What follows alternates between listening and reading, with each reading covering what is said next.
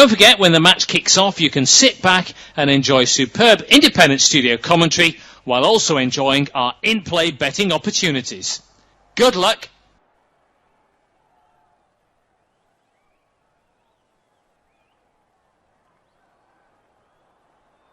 Our next football commentary match is getting ever nearer, so why not take the opportunity of having a bet on the match? Whether you're interested in betting on the match result, the first player to score, the last scorer, correct score, double result, total goals market, handicap betting, or any other of our exciting market, it's fun to be involved. Don't forget, when the match kicks off, you can sit back and enjoy superb independent studio commentary while also enjoying our in-play betting opportunities. Good luck!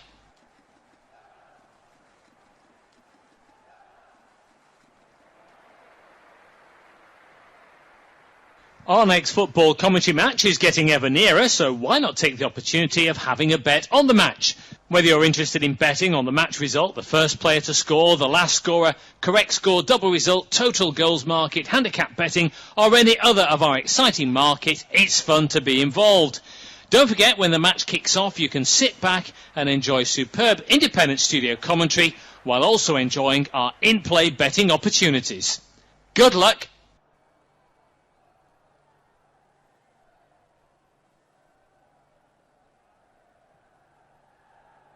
Our next football commentary match is getting ever nearer, so why not take the opportunity of having a bet on the match?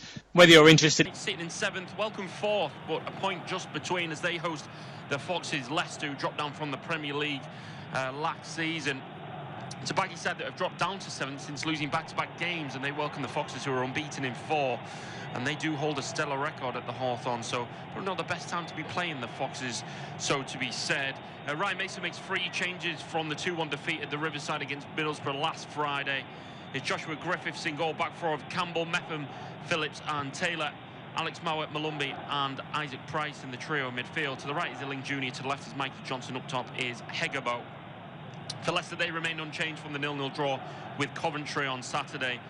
Starlachik in goal, Pereira, Fass, Vestergaard and Luke Thomas at the back, Samari, Winks and Jordan James in the midfield. To the left is Mavadidi, to the right is Fatawu, up top is Jordan Ayew. Kickoff's at 8 o'clock, we're bringing it live.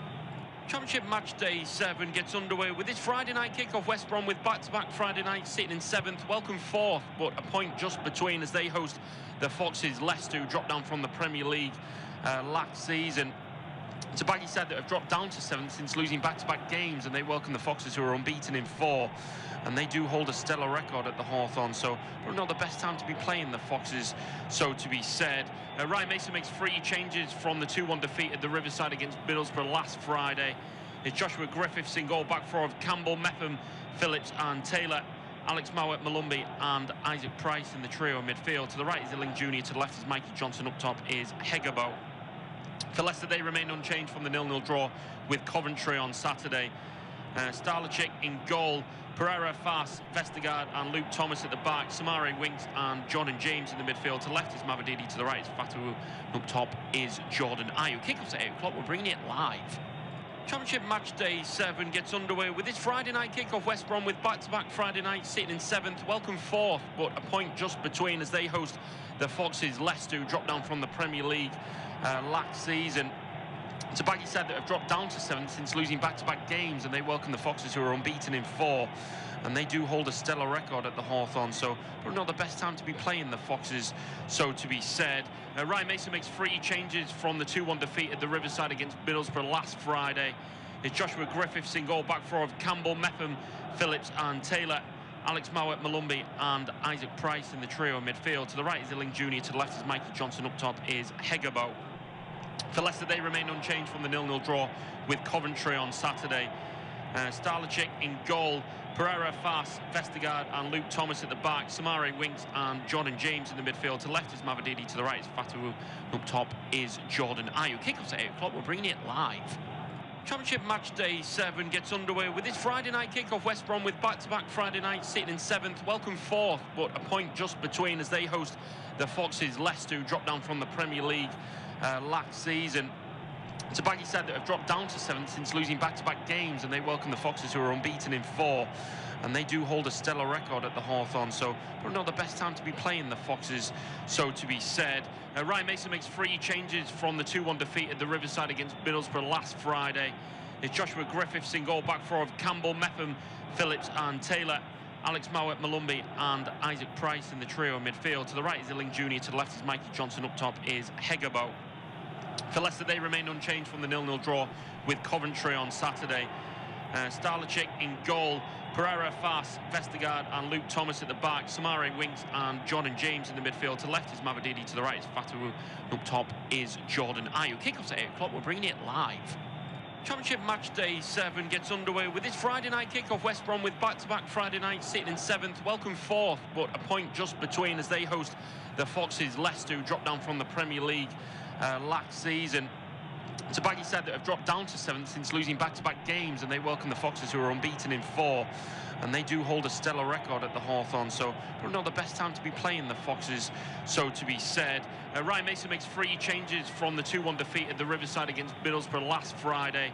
It's Joshua Griffiths in goal, back 4 of Campbell, Mepham, Phillips and Taylor.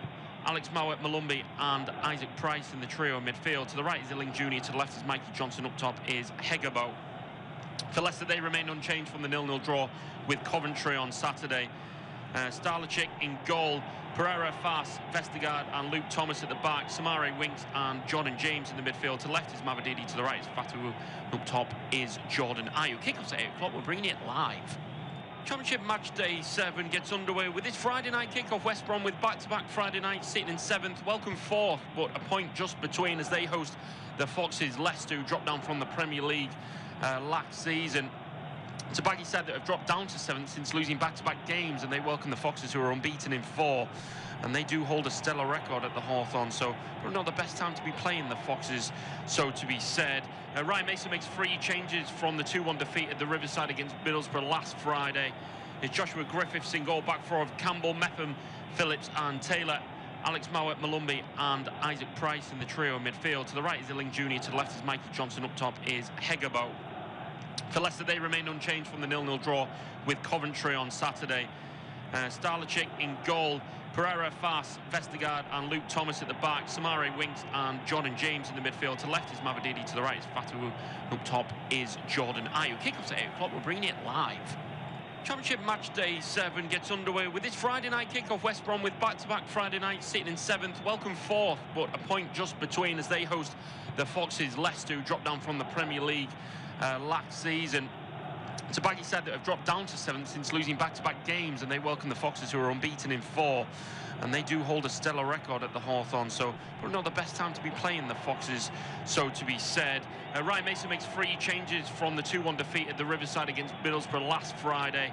It's Joshua Griffiths in goal, back 4 of Campbell, Mepham, Phillips and Taylor. Alex Mowat, Malumbi and Isaac Price in the trio midfield. To the right is Illing Jr., to the left is Mikey Johnson, up top is Hegabo. For Leicester, they remain unchanged from the 0-0 draw with Coventry on Saturday. Starlachik in goal, Pereira, Fass, Vestergaard and Luke Thomas at the back, Samari, Winks and Jordan James in the midfield. To the left is Mavadidi, to the right is Fatawu, up top is Jordan Ayew. Kick-off's at 8 o'clock, we're bringing it live. Championship match day 7 gets underway with this Friday night kick-off. West Brom with back-to-back Friday nights, sitting in 7th, welcome 4th, but a point just between as they host the Foxes, Leicester, who dropped down from the Premier League last season. Tabaghi said that have dropped down to 7th since losing back-to-back games, and they welcome the Foxes, who are unbeaten in 4. And they do hold a stellar record at the Hawthorn, so probably not the best time to be playing the Foxes, so to be said. Ryan Mason makes 3 changes from the 2-1 defeat at the Riverside against Middlesbrough last Friday. It's Joshua Griffiths in goal, back 4 of Campbell, Mepham, Phillips and Taylor. Alex Mowat, Malumbi and Isaac Price in the trio midfield. To the right is Illing Jr., to the left is Mikey Johnson, up top is Hegabo. For Leicester, they remain unchanged from the 0-0 draw with Coventry on Saturday. Starlachik in goal, Pereira, Fass, Vestergaard and Luke Thomas at the back, Samari, Winks and Jordan James in the midfield. To the left is Mavadidi, to the right is Fatawu, up top is Jordan Ayew. Kick-off's at 8 o'clock, we're bringing it live. Championship match day 7 gets underway with this Friday night kick-off. West Brom with back-to-back Friday nights, sitting in 7th, welcome 4th, but a point just between as they host the Foxes, Leicester, who dropped down from the Premier League last season. Tabagi said that have dropped down to 7th since losing back-to-back games, and they welcome the Foxes, who are unbeaten in 4, and they do hold a stellar record at the Hawthorn, so probably not the best time to be playing the Foxes, so to be said. Ryan Mason makes 3 changes from the 2-1 defeat at the Riverside against Middlesbrough last Friday. It's Joshua Griffiths in goal, back 4 of Campbell, Mepham, Phillips and Taylor. Alex Mowat, Malumbi and Isaac Price in the trio midfield. To the right is Illing Jr., to the left is Mikey Johnson, up top is Hegabo. For Leicester, they remain unchanged from the 0-0 draw with Coventry on Saturday. Starlachik in goal, Pereira, Fass, Vestergaard and Luke Thomas at the back, Samare, Winks and Jordan James in the midfield. To the left is Mavadidi, to the right is Fatawu, up top is Jordan Ayew. Kickoff's at 8 o'clock, we're bringing it live. Championship match day 7 gets underway with this Friday night kickoff. West Brom with back-to-back Friday nights, sitting in 7th, welcome 4th, but a point just between as they host the Foxes, Leicester, who dropped down from the Premier League last season. Tabagi said that have dropped down to 7th since losing back-to-back games, and they welcome the Foxes, who are unbeaten in 4, and they do hold a stellar record at the Hawthorn, so probably not the best time to be playing the Foxes, so to be said. Ryan Mason makes 3 changes from the 2-1 defeat at the Riverside against Middlesbrough last Friday. It's Joshua Griffiths in goal, back 4 of Campbell, Mepham, Phillips and Taylor. Alex Mowat, Malumbi and Isaac Price in the trio midfield. To the right is Illing Jr., to the left is Mikey Johnson, up top is Hegabo. For Leicester, they remain unchanged from the 0-0 draw with Coventry on Saturday. Starlachik in goal, Pereira, Fass, Vestergaard and Luke Thomas at the back, Samare, Winks and Jordan James in the midfield. To the left is Mavadidi, to the right is Fatawu, up top is Jordan Ayew. Kickoff's at 8 o'clock, we're bringing it live. Championship match day 7 gets underway with this Friday night kickoff. West Brom with back-to-back Friday nights, sitting in 7th, welcome 4th, but a point just between as they host the Foxes, Leicester, who dropped down from the Premier League last season. Tabagi said that have dropped down to 7th since losing back-to-back games, and they welcome the Foxes, who are unbeaten in 4, and they do hold a stellar record at the Hawthorn, so probably not the best time to be playing the Foxes, so to be said. Ryan Mason makes 3 changes from the 2-1 defeat at the Riverside against Middlesbrough last Friday. It's Joshua Griffiths in goal, back 4 of Campbell, Mepham, Phillips and Taylor. Alex Mowat, Malumbi and Isaac Price in the trio midfield. To the right is Illing Jr., to the left is Mikey Johnson, up top is Hegabo. For Leicester, they remain unchanged from the 0-0 draw with Coventry on Saturday. Starlachik in goal, Pereira, Fass, Vestergaard and Luke Thomas at the back, Samare, Winks and Jordan James in the midfield. To the left is Mavadidi, to the right is Fatawu, up top is Jordan Ayew. Kickoff's at 8 o'clock, we're bringing it live. Championship match day 7 gets underway with this Friday night kickoff. West Brom with back-to-back Friday nights, sitting in 7th, welcome 4th, but a point just between as they host the Foxes, Leicester, who dropped down from the Premier League last season. Tabagi said that have dropped down to 7th since losing back-to-back games, and they welcome the Foxes, who are unbeaten in 4, and they do hold a stellar record at the Hawthorn, so probably not the best time to be playing the Foxes, so to be said. Ryan Mason makes 3 changes from the 2-1 defeat at the Riverside against Middlesbrough last Friday. It's Joshua Griffiths in goal, back 4 of Campbell, Mepham. Good evening, it's a very warm welcome. We're getting the Championship Match Day 7 underway once again with West Brom. It's back-to-back Friday night games for the Baggies. They travelled to the Riverside against Middlesbrough last Friday, came out with a 2-1 loss, but they're back on the Friday nights once again, but they host the Foxes, Leicester City, so it's 7th against 4th. West Brom dropping down to 7th since back-to-back losses and facing a Foxes Leicester side who were unbeaten in the last 4, so probably not the best time to be playing them, that's so to be said. They're looking for a bounce straight back after being relegated from the Premier League last season. West Brom, they make 3 changes from that 2-1 loss to Middlesbrough. Styles, Diakate and Jed Wallace make way. So in goal it's Griffiths. It goes from right to left at the back 4. Campbell, Mepham, Phillips and Charlie Taylor. Alex Mowat, Jason Malumbi and Isaac Price in the midfield 3. To the right is Illing Jr., the man on loan from Aston Villa. To the left is Mikey Johnson. Up top is Hegabo, the big Norwegian. For Leicester, they remained unchanged from the 0-0 draw against Coventry at the weekend. Stolacek in goal of pole, the back 4 of captain Pereira, Vautfas, Vestergaard and Thomas. Samare, Vinks and Jordan James take up the midfield 3. To the left is Mavadidi, to the right is Fatawu and up top is Jordan Ayew. It's unofficial off-tube studio commentary on our screens from the Hawthorns. It's Nathan Watson and Lewis Raftery taking you through. Absolute delight to have you alongside me, Lewis, this evening. I'm sure it's going to be an absolute cracker so to be said. It's one of them games, of course, it's 4th against 7th, but there's only a point between them. It's going to be quite tight. Yeah, at the top of the Championship, it always is tight. As you say, I covered West Brom against Middlesbrough last week. I thought they were really poor in the first half, but in the second, I thought they looked really confident. I thought they looked really good. They made some positive substitutions. They had Ryan Mason and his coaching staff. I like Malumbi more in the middle, and Mikey Johnson that came on. He said he was one of the changes in the second half. He just brought some real spark to the Baggies, and he'll need to do that this evening as well. Leicester are a top side, but as you say, with the points difference, as I say, it's really close at the top of the Championship. It's a league where anyone can win. I know it's very cliche, but that's why it is. It's always an exciting league, and when the lights are on bright on a Friday evening, it's who can step up the biggest.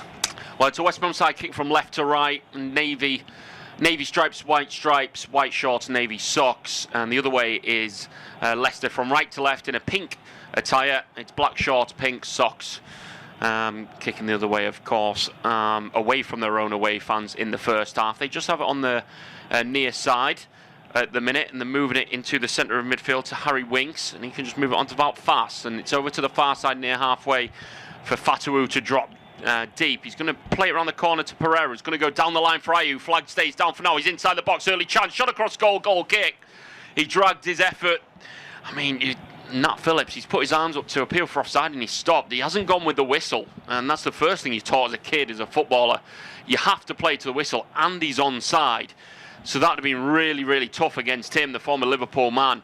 Ayew shot across goal, but yeah, he's really dragged that one. Yeah, he has, and just looking at it as well, James makes a great run as well as his other winger, Mavedizi on the left-hand side. If he could maybe just hold it up for a second, get his back to goal, look up, he's a pass into James. It's an instant goal, realistically. It's a one-on-one with the net for the Leicester number 6. It was a lovely counter-attack, and as you said, play to the whistle. That's really poor for Philip. If it was quite an offside and it's a bad decision, you'd sit there and go, all right, I understand it, but as you say, play to the whistle. But he was well onside. It wasn't even close, was it? No, it wasn't even a question watching the replay. But great decision by the linesman, and it's really poor from Phillips. And he drags it wide, as you say, but that's warning signs for the Baggies already. Well, yeah, one chance, and one big chance, it has to be said, as Jordan Ayew, the Ghanaian, in behind. You can see why he did go for goal, but yeah, poor effort. And for his standards as well, poor effort. Back on the ball are West Brom at the minute. Moved to the near side to the American George Campbell. That's a really good spin on the spot in the 180, gone down the line. Poor ball in the end, and it'll just be played all the way back to Griffiths in goal in his all light blue kit from neck to toe. So 4.5 minutes into this one. West Brom 0, Leicester 0. Unofficial off-tube studio commentary. Charlie Taylor, the former Leeds and Burnley man on the ball. Former York City, of course, and we were talking about that right before the game, weren't we? Former York City in 2012, very short stint there. Ball's in the centre of midfield at the minute. It's moved to Campbell near side for the right back for West Brom. Zipped inside, it's an aimless pass. And it's so to be said on the near side from Illing Jr. It gives it straight back to Leicester, and they can stick on the ball. I mean, it's a Leicester side that have won the last 6 at the Hawthorns, and West Brom have lost their last 5 against Leicester. That's a run that goes back to March 2018. History is written by the living, but if you're going off history, it's boasting West Brom in Leicester's favour, that's for sure. Yeah, it really is, and Leicester would come here thinking that they're the favourites, even though they're the visitors. They're going to come forward here, though. Big chance. Big chance, so to speak, on the far side, trying to dink it in. It's not a good ball in. He's got another chance. Fatawu, who's gone on the half volley. It's at the back of Malumbi at the back there, and I think maybe a push in the back has been given. There was a shot in the half volley. It looked like it was travelling. It was blocked right in front of him. He was caught well by Fatawu on the left foot on the edge of the box. Interesting to see where that would have landed if the block didn't come in. But the camera pans to Pereira, and that tells me that he's the guilty part of the push. Yeah, I thought we'd see a replay of the shot. Great tackle by Samari there. I think him and Winks will be a really good partnership in the middle of this evening. It has been for Leicester for most of it, but Samari's more that battler in the middle, isn't he? But you're right, it'd be nice to see. Usually see an angle behind the strike of the goal, don't you, to see where it was going. Was it going miles away? Was it closer to Rose Ed than the back of the net? Or was it going to be at least maybe testing Griffiths in goal? Not too sure. I haven't seen a replay back of it.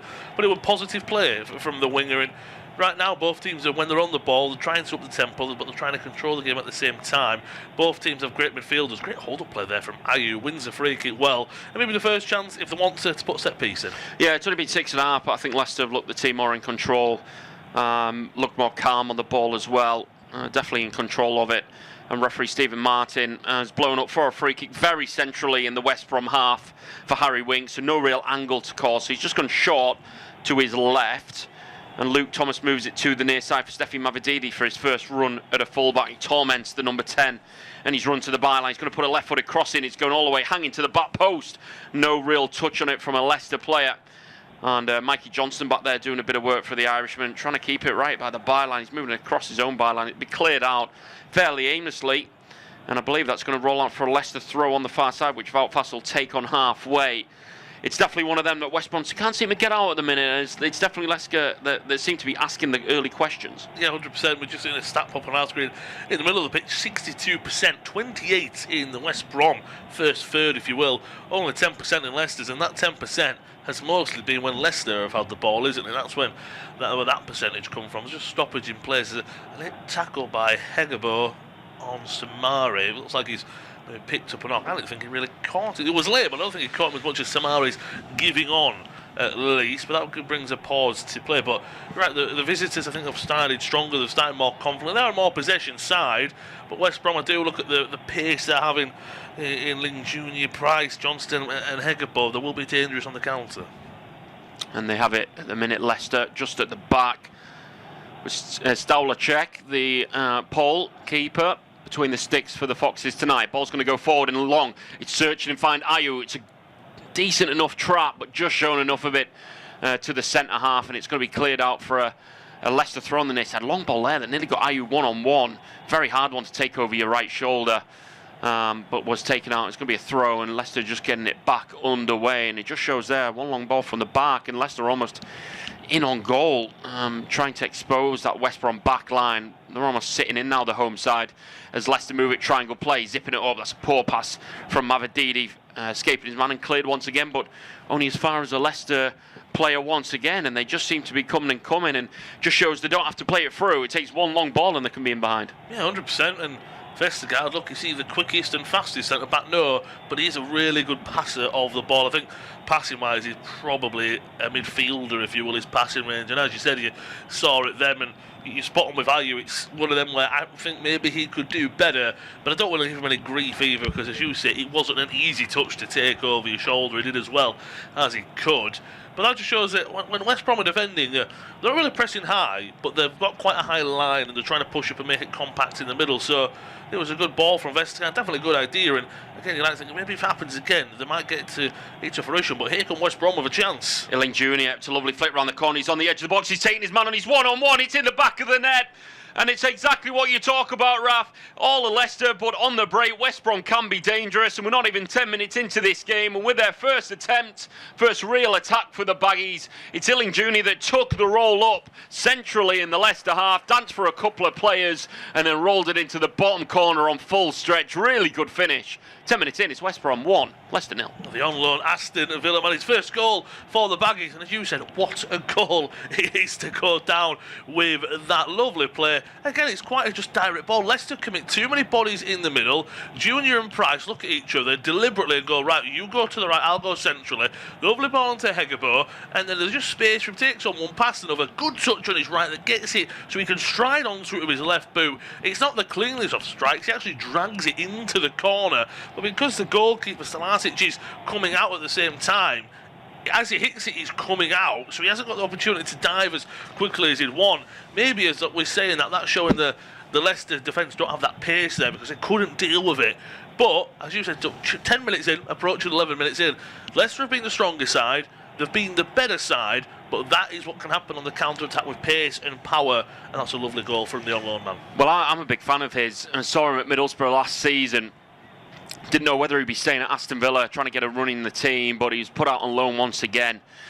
He played a pass earlier on, and it was his only touch of the game, and he gave the ball away. It was really poor. It was a real big shame, but that's him at his best, picking it up from deep and danced past the defence, and it was far too easy from a defensive point of view for Leicester to being able to run through the heart of them like that. Far too easy. I think it was fast at the full stretch, correct me if I'm wrong, but he hops over that. And if anything with the touch, he said it wasn't the cleanest touch, but it was one of them finishes that, because it wasn't clean, it made it the better finish, didn't it? If he got a clean contact, probably didn't end up in the back of the net. Yeah, probably scuffs it into the back of the net almost, but it's right in the corner, and now it's for Leicester to respond with it coming forward, but cleared away by West Brom. But what was it? It was from the goalkeeper Griffiths into, I believe it was Nat Phillips. Lovely ball into Hegebo, then a ball into Junior. 3-4 passes, and they've got a goal. Whereas Leicester, look, I'm not saying possession football doesn't work here, but that directness that teased them into a press, they played a lovely ball, it was quick, it was fast. Leicester just couldn't deal with it, and as you say, out fast on the stretch, he couldn't deal with Vestergaard, couldn't get back either. It was a lovely goal, but I think if you are Marti Cifuentes, you would be a little bit disappointed in the defending at the same time. I mean, it was a lovely flick from Hegebo, wasn't it? Aaron Hegebo with a first-time flick around the corner from that Phillips pass that set him on his way. Really, really neat goal, it has to be said. It'll be one of them I'll definitely be watching back in the highlights, because it was a lovely, fluid solo goal. And now it's up to Leicester, and they've seen plenty of the ball, Leicester, but it just shows, it's what you do that when you do have. They've only had 26% possession, the home side. It's fairly rare for that to happen, a home side to have such little possession, but it's about what you do with the ball when you have it. And it's a brilliantly taken goal by the man on loan from Aston Villa. And Leicester with it all to do, but it's very early on, and there's a lot of football still to go, over 80 minutes still to play, plus the additional we'll have. It's about 78 minutes plus any additional. And they have it at the back with Vestergaard at the minute, over to Fass. And it's almost like they've distilled a bit of energy, more energy and belief into them Baggies' legs. Of course, they lost the last home game 1-0 to Derby, struggling Derby side down at the bottom end of the table, so that'll be a real kicker, not just on the field, but off it mentally. Coming into a big game like this, and an early goal like that will do wonders for West Brom. 100%, and as you say, then you go from, right, that was their first defeat in the league against Derby, so you go away to the Riverside. Yeah, they're a top of the table team, and Middlesbrough are flying high, but it was, as I said, I covered it, it was a disappointing game from Ryan Mason's side. At the same time, wasn't it? Was an impressive defeat, unfortunately. They could have done a lot better than what they have done. So that was the problem with it. And then now you come into this game against another big team. It's important they respond this evening, and they've started really well. Mavadidi showing some great skills himself. Here he goes. Yeah, he wants a solo goal for himself. He's taken on 3-4. He's trying 5, and he's been pushed over by George Campbell, the American. I mean, that was Mavadidi at his best. I always love watching him play. He's such a burst of energy, full of skill there as well. Took on 4 players, I do believe, and then got pushed over. It's towards the halfway line. He's not exactly deep into the West Brom half, but it's definitely a free kick to Leicester. And I'll be interested to see what they go for. They're going for short free kicks from deep. Interesting to see if they do loft this long. It looks like they actually will. Going to be Luke Thomas, the former Middlesbrough man himself. Oh, he's gone short to his right, he's gone early. It's going to be moved out to the far side. They've gone quick, trying to catch him unawares. Ball in from the far side, trying to be flicked on by Fass. It's over his head, and it's returned to the man that actually originally took it, and Luke Thomas. He's going to have to check backwards, though, and he's gone backwards. A bit of a risky back pass, gone all the way back to Starlacek. Inside his own area, he's going to right foot kick it long first time, looking for Ayew. He's going to lose that battle up against Chris Mepham. And they've just got back on the ball. So quarter of an hour gone in this game. It's West Brom 1, Leicester 0. 10 minutes on the clock. Illing Jr. with a fantastic solo goal. The difference maker between the two sides. It's going to be flicked over the top. Isaac Price, the Northern Ireland, touch inside. He's asking too much of himself, though, as he moved out to the right-hand side. And it's just another free kick in there in the middle of midfield by Malumbi this time. And that will be a free kick. I mean, of course, all the other championship fixtures yet still to play, and this match is very young, but if West Brom were to walk away with maximum points, put them up to second, Raf. That's good going. Oh, 100%. And I mean, I'd rather get the job done on the Friday night and watch the weekend results and maybe play, you know, let's say Saturday 3 o'clock, or one of the early ones on Saturday. We get a lot of them nowadays, don't we? Or Sunday. We get usually a couple of championship games, don't we? And here comes Fatawu, and Leicester are coming forward. Fatawu on the far side is going to right foot ball in, not a bad one at all. Is Mavadidi not really challenging for it? He was jumping in, but it's been headed out towards the near side this time, exiting out the other side of the box. Sumari going to recycle it. Fass, edge of the centre circle in the West Brom half, centrally. Just goes 10 yards left, and it's moved to the near side to Luke Thomas. 35 yards out from goal is Mavadidi on the ball. He's stood up by George Campbell, so he's going to retreat back to halfway to Vestergaard, number 23. He's gone over to his centre-back partner in Wout Fass, and he just returned it to the centre that is Vestergaard split through the midfield to Ayew. He's had a nudge in the back, but he recycles possession and then move again. Fatuo, the number 7, flicks it with the left. Backwards it goes. And just staying on the ball. A lot of Leicester possession, not a lot of yardage made. They haven't done a lot with it in what they have seen. They've seen a lot of the ball. But they haven't really tested Joshua Griffiths in that West Brom goal as of yet. And just staying on the ball. I mean, it's a West Brom side that are sitting fairly deep and they're trying to hit them on the counter and they almost got away. Got to be careful here, West Brom. They're putting in some hard challenges. Sumare going to drive forward. He's trying to force it through. Is that going to be a free kick? It isn't. And West Brom cleared the lines. But there's definitely been some strong challenges going in from the home side. 100%. And I said they're sitting a little bit deep and almost setting that trap that as soon as it gets past Price and Hegebo and the wingers in Johnston and as well Junior, the goal scorer, they're pressing, but they're almost saying, right, get past us, and then we're going to try and get stuck in from there once you're in the middle of the field. It's been really good from Ryan Mason's baggies, but that's better from Leicester. Mavadili on the left. Here come the Foxes again. Down the line, it's not a good ball by Mavadili. He's going for the disguise to his left down the line, and then he's pushed someone in the back needlessly, and that'll be a free kick to West Brom. Mavadili on the goal scorer, Illing Jr. And deep in their own half, West Brom have themselves a free kick right on the near side, as we can see it on our screens.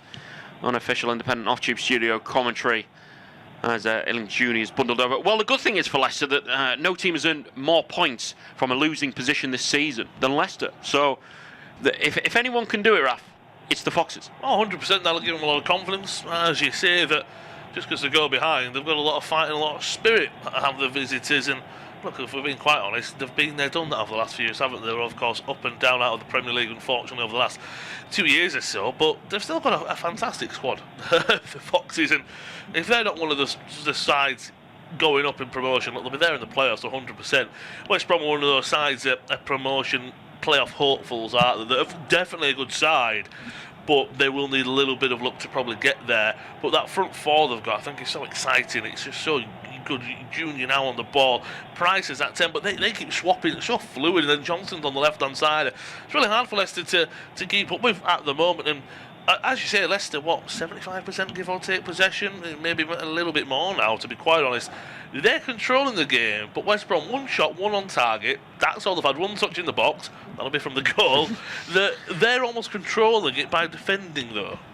So nearly 20 minutes on the clock, one shot on target, like you mentioned, and the one goal. That's between the two sides. Leicester have had 3 attempts, none on target so far. I think Ryan Mason will be fairly happy with what he's seen so far. I think he'll be very happy actually, the fact that they are 1-0 up. But some of the football just seems to be a bit loose at the minute. There was a misplaced pass there in the centre of midfield, so they've got to throw Leicester near side on halfway with Thomas, the number 33. He's given it to Samaru, who's nicked it around the corner to no one. That's a good ball by Price. Hegebo, he's got space between midfield and defence. He's 30 yards from goal. He thought about the shot. He's faked it and gone left.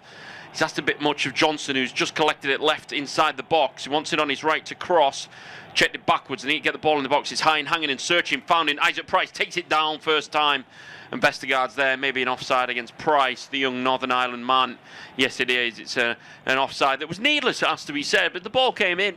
He was unmarked at the back post. No one marking him at all. I mean, Luke Thomas is marking 3 players, and there's 2 of them offside. That's needless. Yeah, it is. And as well, the problem is I always have with offsides, it quite is frustrating. If you've got the back to the defensive line, I understand being caught offside because you can't see it. Isaac Price was looking all the way across that. Yeah. He should know, right, I've got to come a bit further back.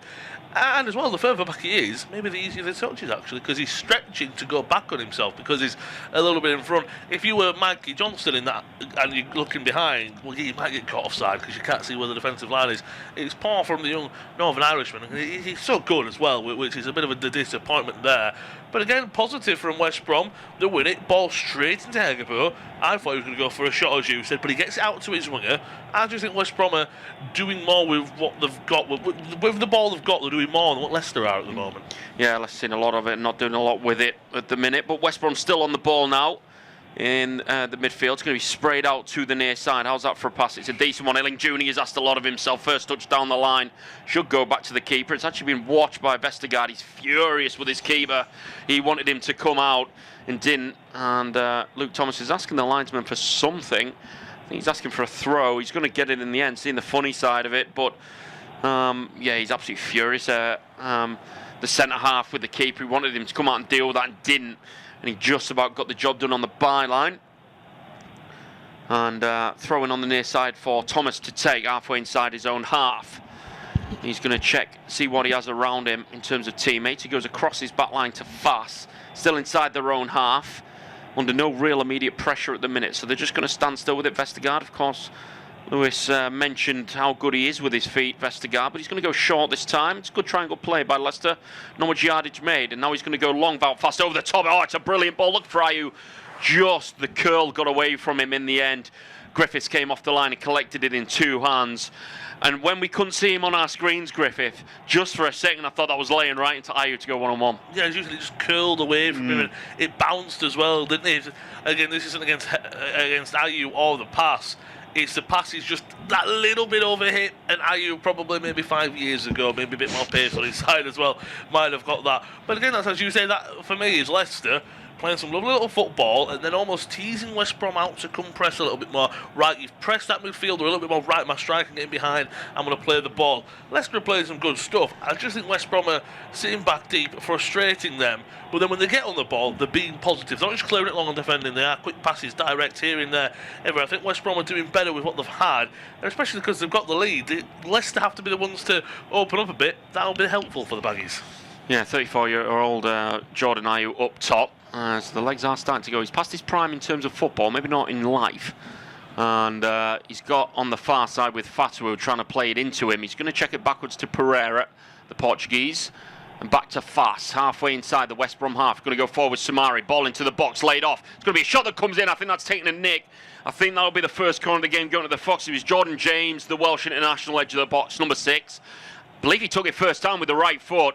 He's trying to curl it. It looks like it was going over. Yeah, it went over fairly centrally in the end. I think he was trying to find that left side, trying to curl it across goal.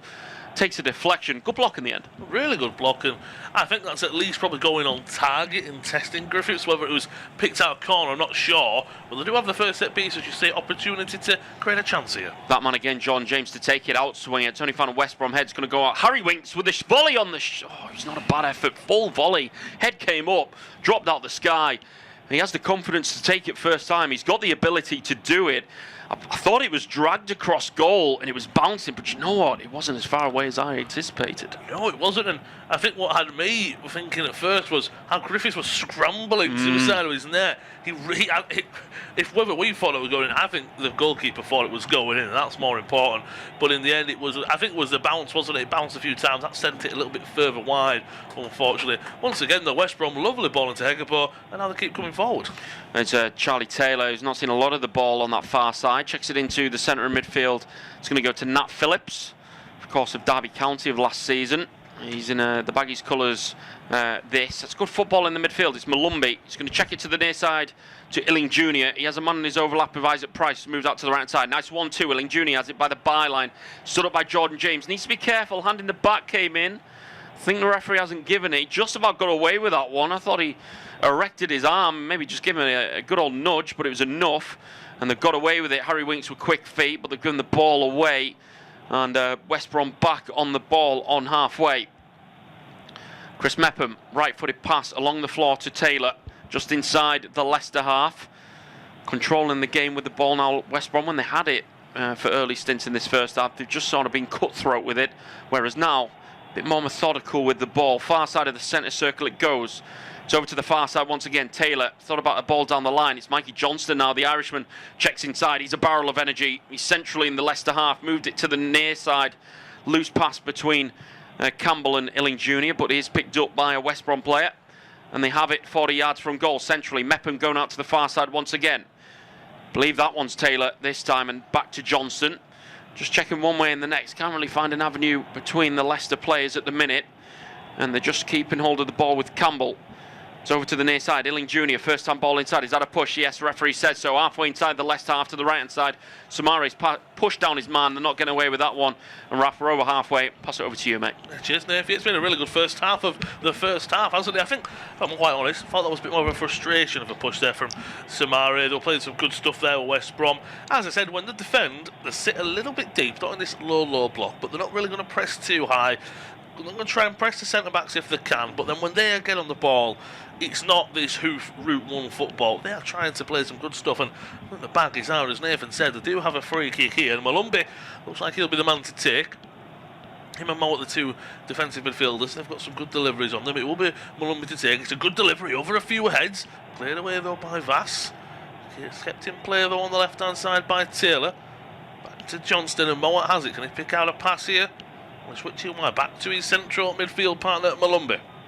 It's a bit slow for the Baggies, and now Leicester are the ones who are deep inside their own half. I'm sure that Marty Cifuentes, he wants his team to press forward. Mikey Johnston, before us, Nathan Tenney's a bundle of energy, and he's put a cross into the box. Unfortunately, doesn't fall for West Brom. Campbell does well to win the ball back. He's gone down then. I think that was a foul, if I'm quite honest. But trying to get out of his own areas, Fatawu. He doesn't come away with the ball. Still, West Brom are the ones in control for now. Doesn't suit Leicester this at all. They're a possession side that want to be on the ball, but West Brom, yeah, very happy to do either with Ryan Mason. Been very impressive since coming in the summer. Griffiths back out to Mepham at the back. Quickly, when we do look at the stats so far in this game, Dave's already mentioned the possession. That has dropped a little bit. It's around 60% now for the Foxes. 4 shots for the visitors. Only 1 for West Brom. Both have had 1 goal and not even 1 on target from the visiting Foxes as well. So that for me has been the difference maker. Mowat ball over the top looking for Junior. It's a great one. He gets caught when he's trying to touch it on his left foot. He's already looking up to try and put a ball into the box where he wasn't having his focus on getting a first touch of the ball. But for me, I really like Mowat and Malumbi in the middle. Mowat's more of that deep line playmaker. He's going to spray those balls. He's going to pick out. He's going to dictate that tempo. Malumbi's a great footballer as well, but he's more that ball winner, that box-to-box type of energy. And then you have that front 4 of West Brom. I really like how the squad's constructed. Yeah, absolutely. Them two centre midfielders are really old school centre mids, aren't they? I think Jason Malumbi reminds me a bit of John Joe Shelby, the way he makes that creative from deep and he looks for the balls over the top. My only critique of Illing Jr., I said I liked him, is he's very one-footed and he's playing on that right side as a left footer, and that ball that came over his left shoulder there, it needs to be met with the right foot, doesn't it? And he's trying to trap it with his left, ran across his body, and he's put it out for a goal kick. That's my only critique of him, and he should be taking that down because it was an absolutely pick of a pass, wasn't it? It was a fantastic pass. Harry Winks there. He's a great midfielder as well, taking his chances there, getting pressed down, and he got away with one. I mean, earlier he showed quick feet to get away from Mowat, but then of course after that, he isn't the paciest of players, but he got quick feet and he lost the ball to Malumbi. But I think you're right, for me that's why Junior did so well in the centre of the pitch to score his goal, because yeah, he's one-footed, but he can still go one direction to the other, can't he? On the right-hand side, as you said, he's very left-footed, more probably preferred to put it on the outside of his left boot than his right boot at all. Ball forward, looking for Fatawu, headed away by Taylor, only as far as Ayew, gets it back to his winger, cuts inside, will go for a strike at goal, he does.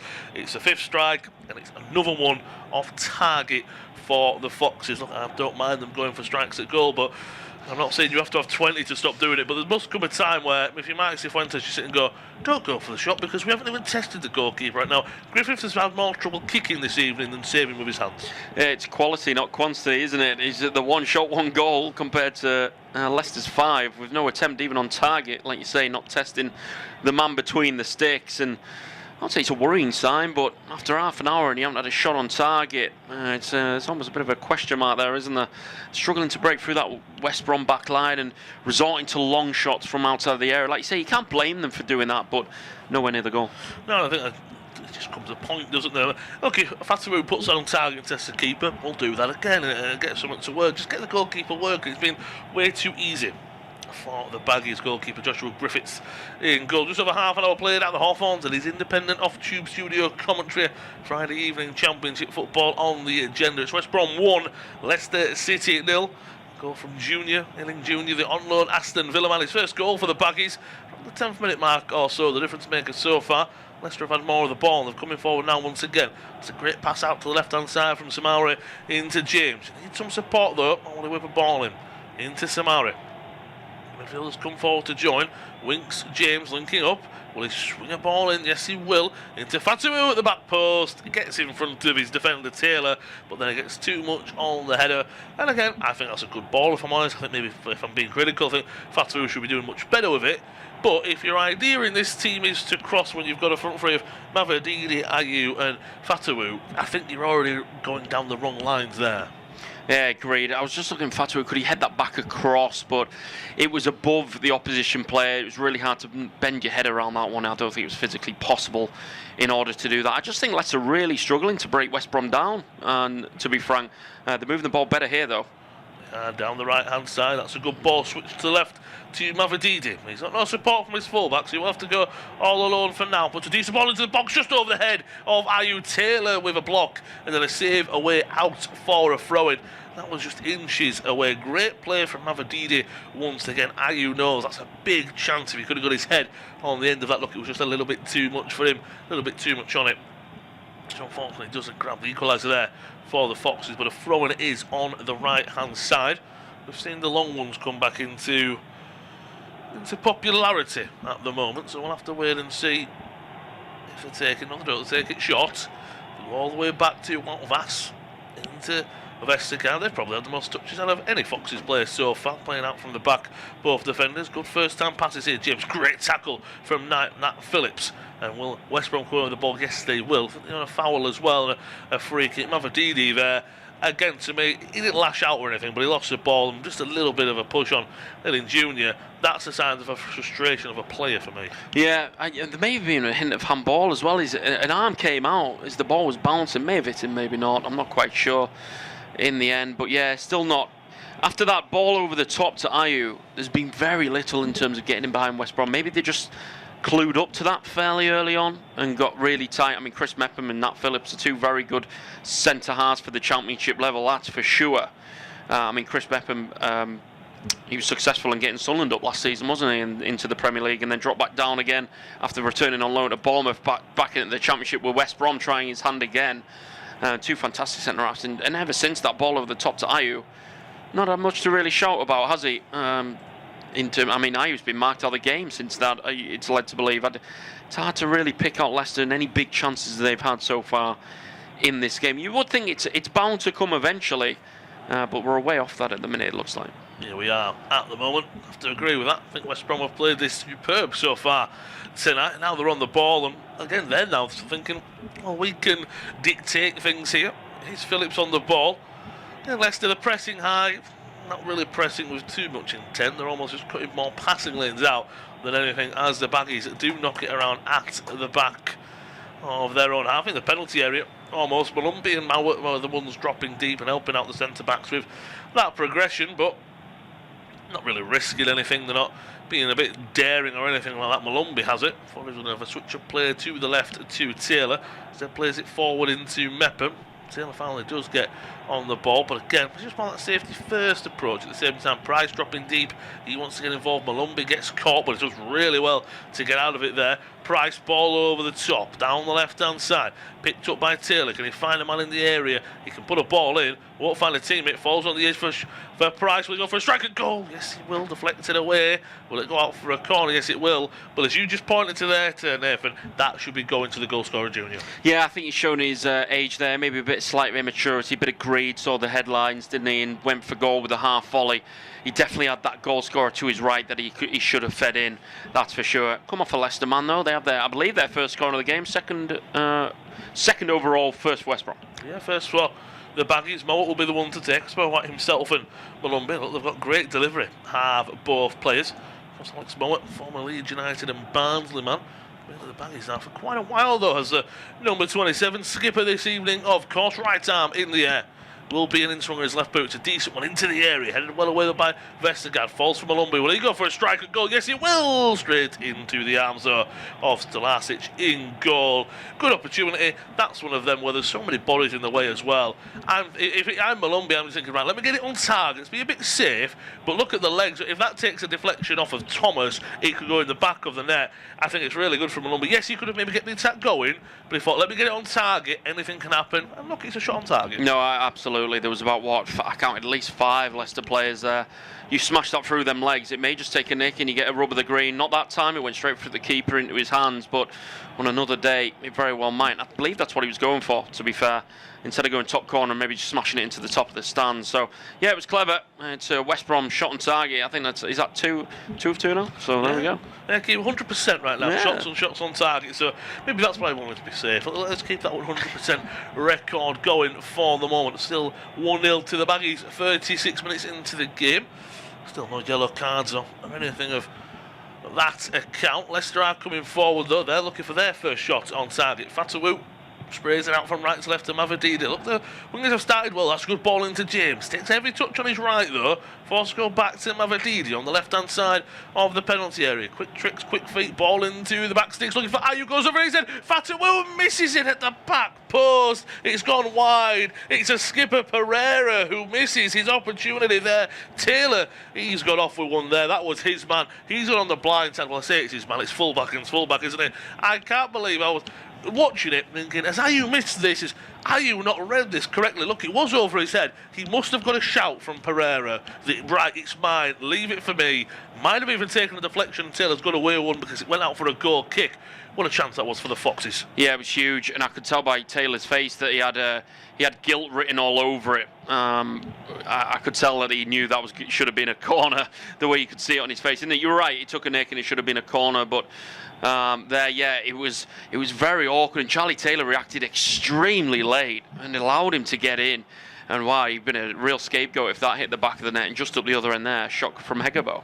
Yeah, it's an awkward save, wasn't it? Yeah, that's what I'm about to say. Well, he saved it, but he saved it a little bit up in the air, then he caught it, didn't he? But we've seen shots like that, especially from the power that the forward got on it was incredible there. That a keeper can almost just, in safety of probably their own wrists, just palm it away. But Isaac Price was there as well. He nearly would have probably tapped it home. Mavadidi through the legs of Malumbi. Great tackle from Campbell. Will he keep it in play? Believe he has. It's in between his legs for the moment, and my word, he's done so well there to keep the ball alive. But Leicester have come with the ball anyway, so it actually doesn't matter. Leicester will come forward looking for the goal. That's been their biggest chance so far. So what I will say is Pereira missed it. That's what I said. No, he didn't. It was a block by Taylor, which the referee Stephen Martin and his officials unfortunately missed. Should have been a corner to Leicester. They should have kept their momentum up. But at the moment, yeah, they'll be bothered, but they do have the ball and they are coming forward with Thomas on the left-hand side. A very patient and probing approach right now for the Foxes. That's poor from Pereira in the middle. Malumbi picks it up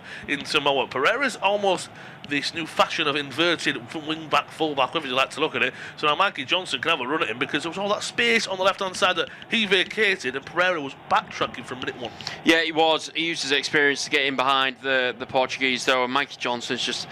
When he sees grass, he's going to run into it. You know that. And he saw it down the line and he took it. He's won himself a throw on the far side. It's about 15, 20 yards from the corner flag. But making something out of nothing there, the Irishman's done extremely well carrying the ball, that's for sure. But yeah, almost in behind Pereira there. As Nathan said, throwing on the left-hand side.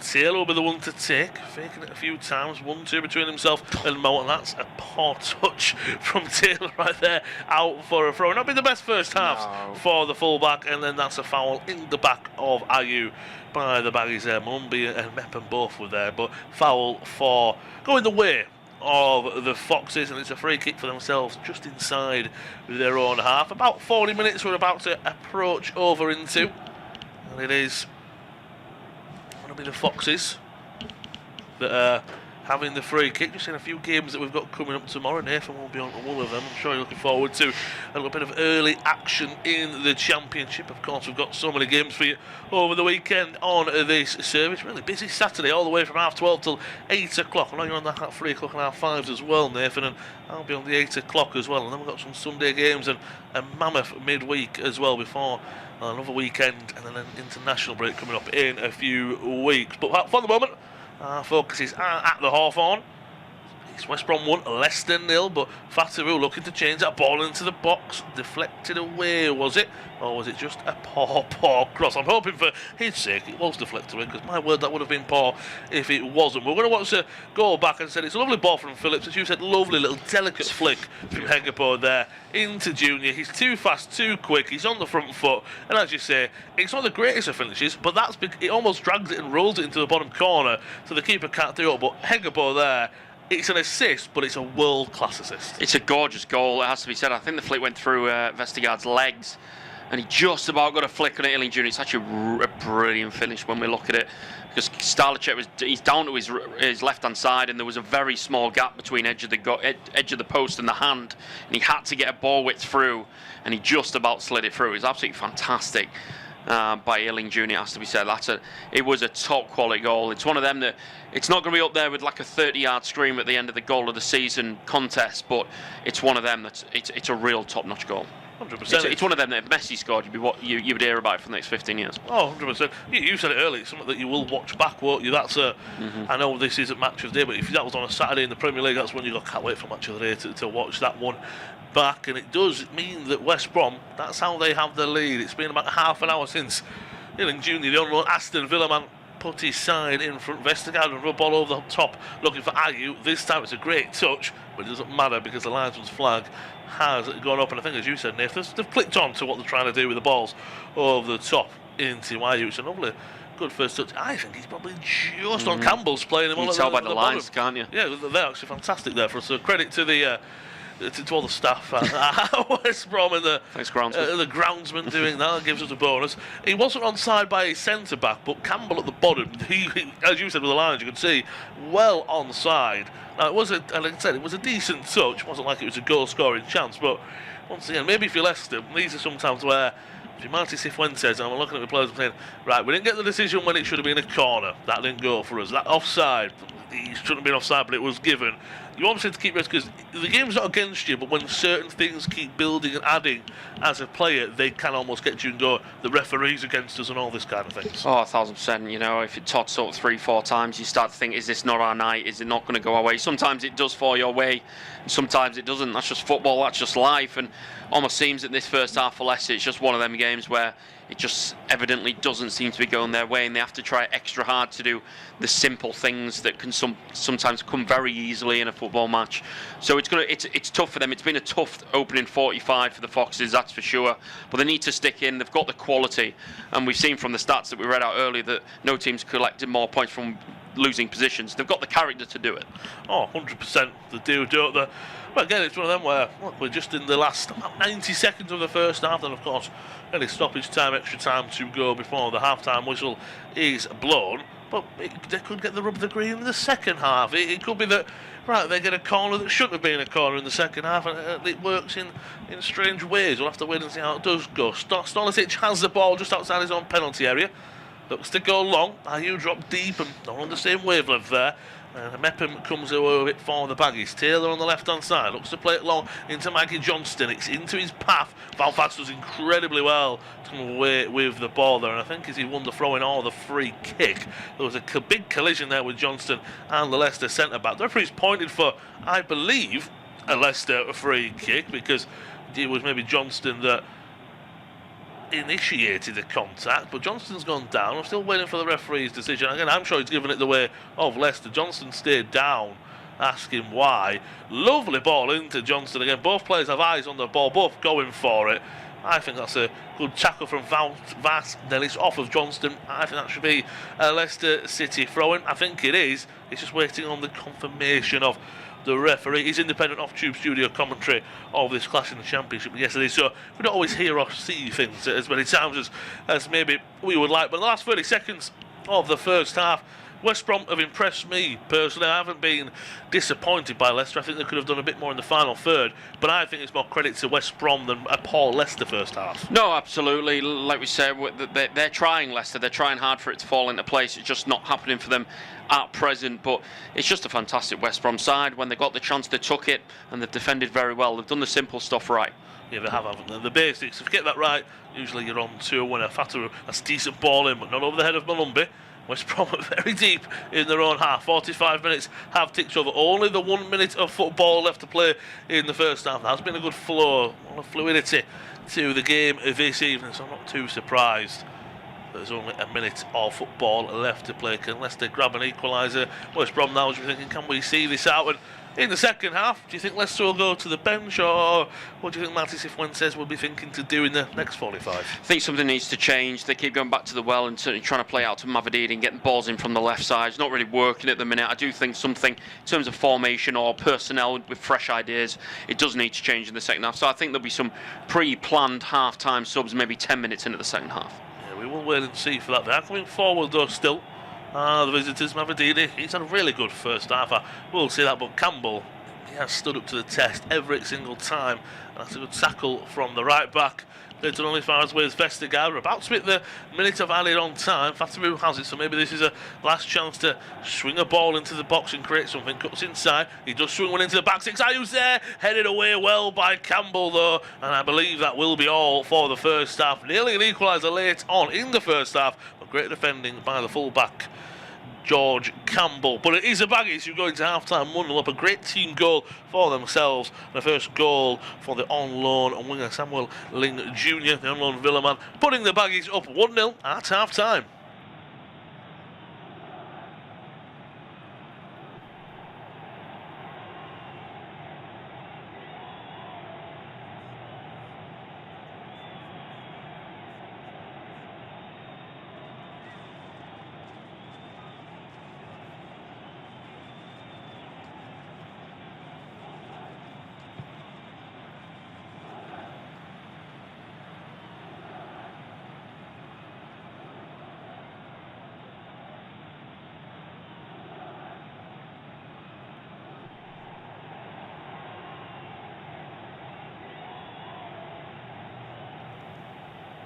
Half-time at the Hawthorns between West Brom and Leicester. It's a stubborn West Brom that Leicester are struggling to break down, but only 10 minutes into this game, it was a Nat Phillips ball into Hegbo, flicked it round the corner to Illing Jr., picked it up deep towards the halfway line, danced around two players, past Vestergaard, and on the full stretch with the left foot, put it into the bottom right-hand corner for his first goal for West Brom. It was a really good solo goal. It's been Foxes trying to push against West Brom, but they stand firm. Half-time, it's West Brom 1, Leicester 0.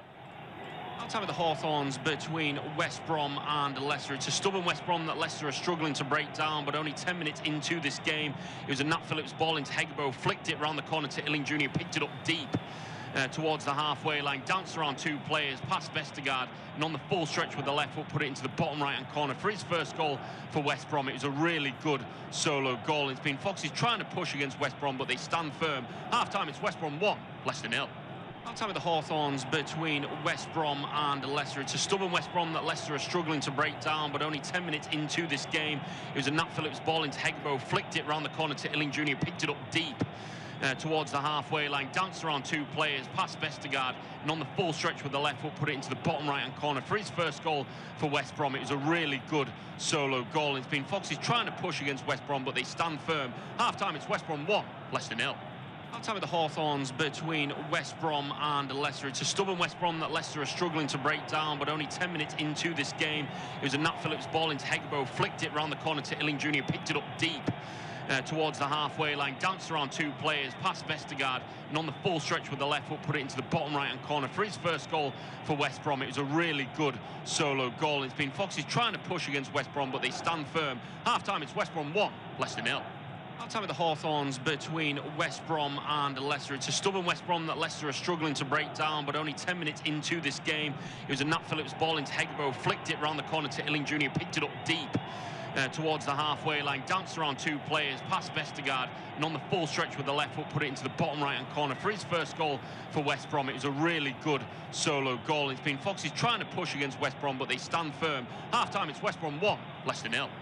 Time of the Hawthorns between West Brom and Leicester. It's a stubborn West Brom that Leicester are struggling to break down, but only 10 minutes into this game, it was a Nat Phillips ball into Hegbo, flicked it round the corner to Illing Jr., picked it up deep towards the halfway line, danced around two players, past Vestergaard, and on the full stretch with the left foot, put it into the bottom right-hand corner for his first goal for West Brom. It was a really good solo goal. It's been Foxes trying to push against West Brom, but they stand firm. Half-time, it's West Brom 1, Leicester 0.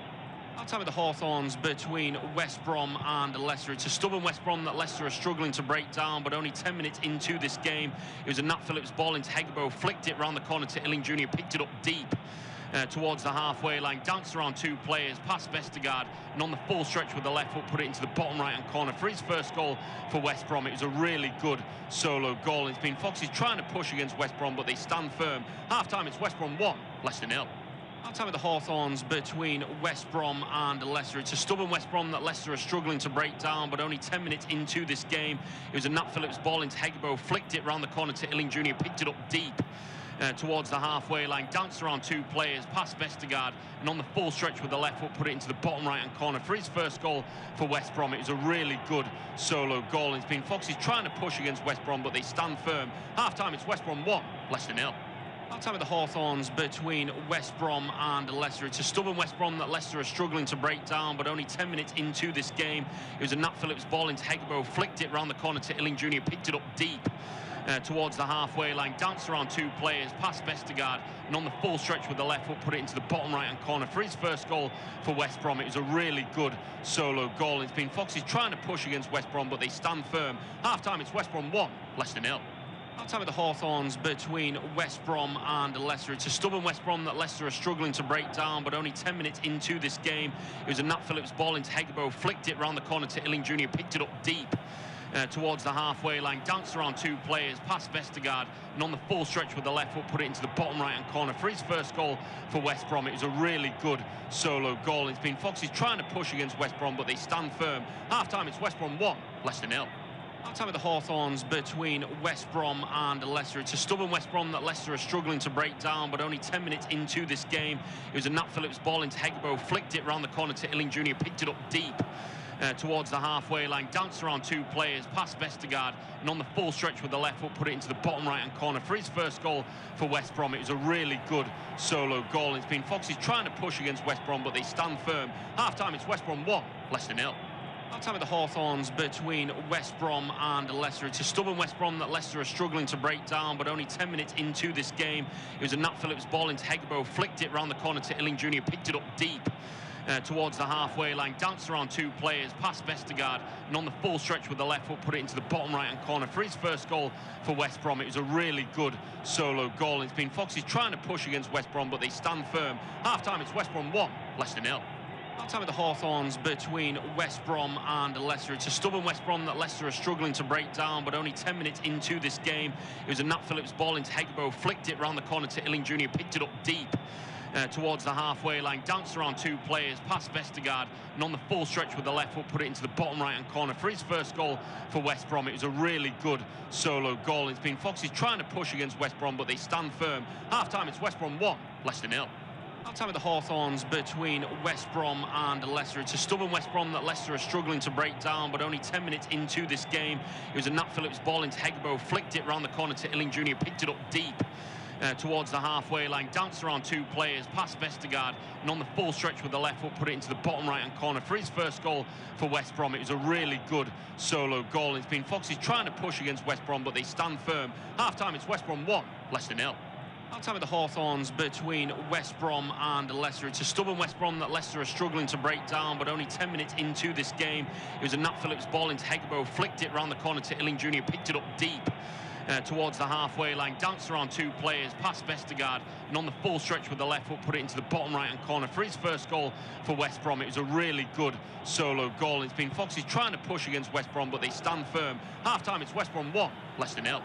Half-time of the Hawthorns between West Brom and Leicester. It's a stubborn West Brom that Leicester are struggling to break down, but only 10 minutes into this game, it was a Nat Phillips ball into Hegebo, flicked it round the corner to Illing Jr., picked it up deep.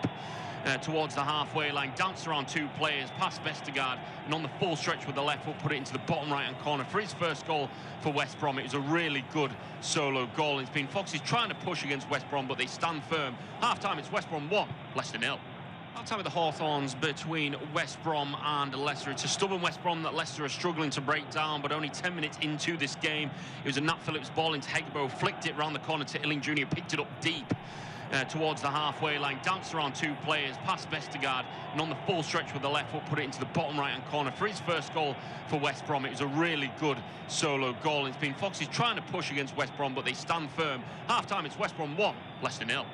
Time of the Hawthorns between West Brom and Leicester. It's a stubborn West Brom that Leicester are struggling to break down, but only 10 minutes into this game, it was a Nat Phillips ball into Hegbo, flicked it round the corner to Illing Jr., picked it up deep towards the halfway line, danced around two players, past Vestergaard, and on the full stretch with the left foot, put it into the bottom right-hand corner for his first goal for West Brom. It was a really good solo goal. It's been Foxes trying to push against West Brom, but they stand firm. Half-time, it's West Brom 1, Leicester 0.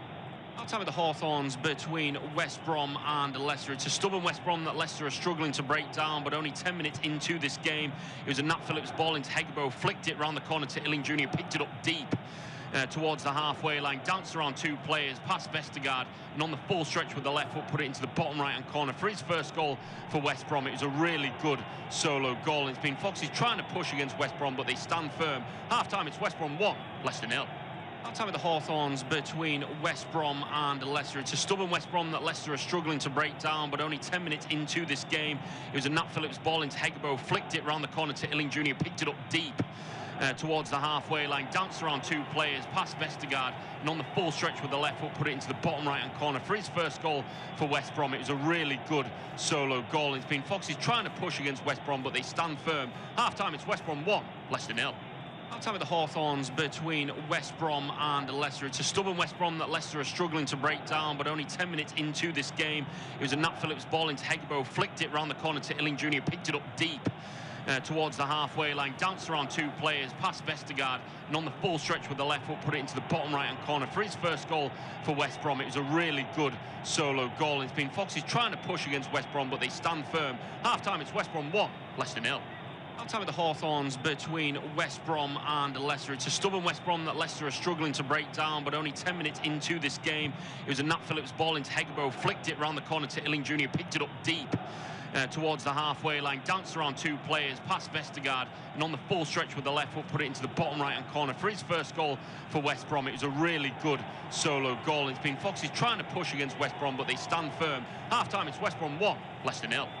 Time of the Hawthorns between West Brom and Leicester. It's a stubborn West Brom that Leicester are struggling to break down, but only 10 minutes into this game, it was a Nat Phillips ball into Hegbo, flicked it round the corner to Illing Jr., picked it up deep towards the halfway line, danced around two players, past Vestergaard, and on the full stretch with the left foot, put it into the bottom right-hand corner for his first goal for West Brom. It was a really good solo goal. It's been Foxes trying to push against West Brom, but they stand firm. Half-time, it's West Brom 1, Leicester 0.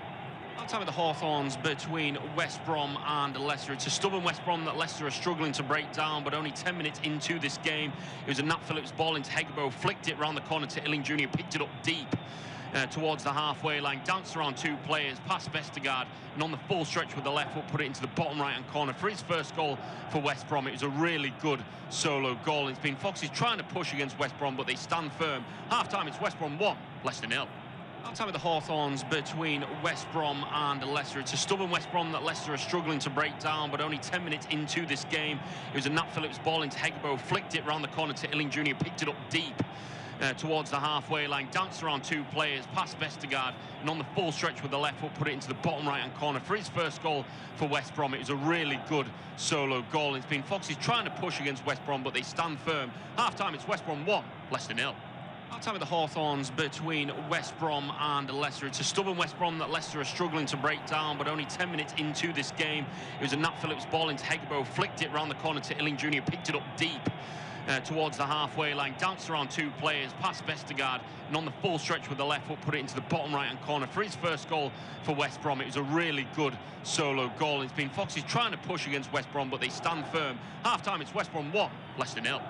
Time of the Hawthorns between West Brom and Leicester. It's a stubborn West Brom that Leicester are struggling to break down, but only 10 minutes into this game, it was a Nat Phillips ball into Hegbo, flicked it round the corner to Illing Jr., picked it up deep towards the halfway line, danced around two players, past Vestergaard, and on the full stretch with the left foot, put it into the bottom right-hand corner for his first goal for West Brom. It was a really good solo goal. It's been Foxes trying to push against West Brom, but they stand firm. Half-time, it's West Brom 1, Leicester 0. Time of the Hawthorns between West Brom and Leicester. It's a stubborn West Brom that Leicester are struggling to break down, but only 10 minutes into this game, it was a Nat Phillips ball into Hegbo, flicked it round the corner to Illing Jr., picked it up deep towards the halfway line, danced around two players, past Vestergaard, and on the full stretch with the left foot, put it into the bottom right-hand corner for his first goal for West Brom. It was a really good solo goal. It's been Foxes trying to push against West Brom, but they stand firm. Half-time, it's West Brom 1, Leicester 0. Half-time of the Hawthorns between West Brom and Leicester. It's a stubborn West Brom that Leicester are struggling to break down, but only 10 minutes into this game, it was a Nat Phillips ball into Hegbo, flicked it round the corner to Illing Jr., picked it up deep. Towards the halfway line, danced around two players, past Vestergaard, and on the full stretch with the left foot, put it into the bottom right-hand corner for his first goal for West Brom. It was a really good solo goal. It's been Foxes trying to push against West Brom, but they stand firm. Half-time, it's West Brom 1, Leicester 0. Half-time of the Hawthorns between West Brom and Leicester. It's a stubborn West Brom that Leicester are struggling to break down, but only 10 minutes into this game, it was a Nat Phillips ball into Hegbo, flicked it round the corner to Illing Jr., picked it up deep. Towards the halfway line, danced around two players, past Vestergaard, and on the full stretch with the left foot, put it into the bottom right-hand corner for his first goal for West Brom. It was a really good solo goal. It's been Foxes trying to push against West Brom, but they stand firm. Half-time, it's West Brom 1, Leicester 0. Half-time of the Hawthorns between West Brom and Leicester. It's a stubborn West Brom that Leicester are struggling to break down, but only 10 minutes into this game, it was a Nat Phillips ball into Hegbo, flicked it round the corner to Illing Jr., picked it up deep. Towards the halfway line, danced around two players, past Vestergaard, and on the full stretch with the left foot, put it into the bottom right-hand corner for his first goal for West Brom. It was a really good solo goal. It's been Foxes trying to push against West Brom, but they stand firm. Half-time, it's West Brom 1, Leicester 0. Half-time of the Hawthorns between West Brom and Leicester. It's a stubborn West Brom that Leicester are struggling to break down, but only 10 minutes into this game, it was a Nat Phillips ball into Hegbo, flicked it round the corner to Illing Jr., picked it up deep. Towards the halfway line, danced around two players, past Vestergaard, and on the full stretch with the left foot, put it into the bottom right-hand corner for his first goal for West Brom. It was a really good solo goal. It's been Foxes trying to push against West Brom, but they stand firm. Half-time, it's West Brom 1, Leicester 0. Half-time of the Hawthorns between West Brom and Leicester. It's a stubborn West Brom that Leicester are struggling to break down, but only 10 minutes into this game, it was a Nat Phillips ball into Hegbo, flicked it round the corner to Illing Jr., picked it up deep. Towards the halfway line, danced around two players, past Vestergaard, and on the full stretch with the left foot, put it into the bottom right-hand corner for his first goal for West Brom. It was a really good solo goal. It's been Foxes trying to push against West Brom, but they stand firm. Half-time, it's West Brom 1, Leicester 0. Half-time of the Hawthorns between West Brom and Leicester. It's a stubborn West Brom that Leicester are struggling to break down, but only 10 minutes into this game, it was a Nat Phillips ball into Hegbo, flicked it round the corner to Illing Jr., picked it up deep. Towards the halfway line, danced around two players, past Vestergaard, and on the full stretch with the left foot, put it into the bottom right-hand corner for his first goal for West Brom. It was a really good solo goal. It's been Foxes trying to push against West Brom, but they stand firm. Half-time, it's West Brom 1, Leicester 0. Half-time of the Hawthorns between West Brom and Leicester. It's a stubborn West Brom that Leicester are struggling to break down, but only 10 minutes into this game, it was a Nat Phillips ball into Hegbo, flicked it round the corner to Illing Jr., picked it up deep. Towards the halfway line, danced around two players, past Vestergaard, and on the full stretch with the left foot, put it into the bottom right-hand corner for his first goal for West Brom. It was a really good solo goal. It's been Foxes trying to push against West Brom, but they stand firm. Half-time, it's West Brom 1, Leicester 0. That's a very warm welcome back. We are underway in the second half, and match day 7 underway on the Friday night. It's West Brom hosting Leicester, and it's West Brom that host and boast a 1-0 lead. It was a goal scored in the 10th minute by Illing Jr. Fantastic solo goal, danced his way through to slide it into the bottom right-hand corner. And it's been a Leicester side trying to break through a stubborn defensive setup by West Brom, and they have failed to do so far, but they are going to change it up. And Jordan James has made way for the Foxes, and on comes Carranza, the Argentinian midfielder, to try and bring some fresh ideas. Second appearance for him. He came off the bench against Coventry last weekend. Didn't really bring the game to light, but he has the chance once again. He gets a full half to do so. So unofficial independent off-tube studio commentary, West Brom Leicester on our screens from the Hawthorns. Nathan Wassell, Lewis Raftery. We're taking you through it. We talked about it in the first half, Lewis, how impressive West Brom had been, not just going forward, but defensively as well. And it's almost like Leicester have to come up with fresh ideas. And we talked about maybe some substitutes coming on early in the second half. Well, they've come on at half-time to try and bring some fresh ideas. Yeah, that's what you were saying, that maybe it's a substitution, maybe it's a formation tactic. They needed some big tackle from that. That's not a foul. That's a terrible decision from the referee.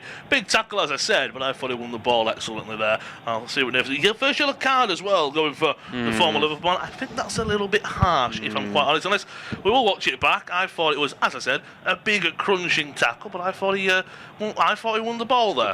I thought this is a slow motion. We will see it probably better here. I think nothing wrong with that. I think there's not wrong with that. That's a little bit unfair against the West Brom man. So, especially it's his second yellow card this season. We'll have to see how it goes. But back to your question. That yeah, you're right. It's a fresh face to come on. It's a lot of pressure from the young Argentinian, of course, but he might be that spark that you kind of need sometimes, isn't it? But maybe he steps up here and scores a free kick. We'll have to wait and see. Right, it's Jordan Ayew that's putting it on the turf. Vestergaard's there as well. I don't think he's going to be the pick of the bunch, but the man that puts it on the turf normally gives you a good indication who's hitting it. The number 9 for Leicester. He's going to be the one that takes the reins as Vestergaard moves clear. About 25 yards out, left flank. To the left. It's definitely suited for a right-footer to curl away from goal. All eyes on Joshua Griffiths, the young keeper. May just be his first real test of the evening. It's definitely shooting range. It's a 6-man wall for West Brom. It's very heavy. The defensive line matching the wall. There's only one thing in mind for Ayew, I think. He's going to wait for the whistle. He's getting it from Stephen Martin, the referee. So it's Ayew to get them back in the game early in second half, straight against the wall. It's a shocking free kick. Barely got any flight on the ball whatsoever.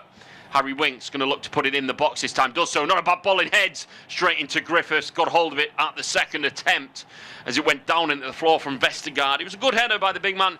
Just didn't have much direction. Yeah, that was the problem. And he didn't have as much power as maybe he'd like, because although it's a great cross from Winks, it's one that's curling away. If you will, Vestergaard's unfortunately running onto it, that it's curling back into him. So he meets it well, but there's no pace on the ball, and the header, sorry, because there's no pace on the ball. If that's whipped in and Vestergaard's running onto it, it probably has a bit more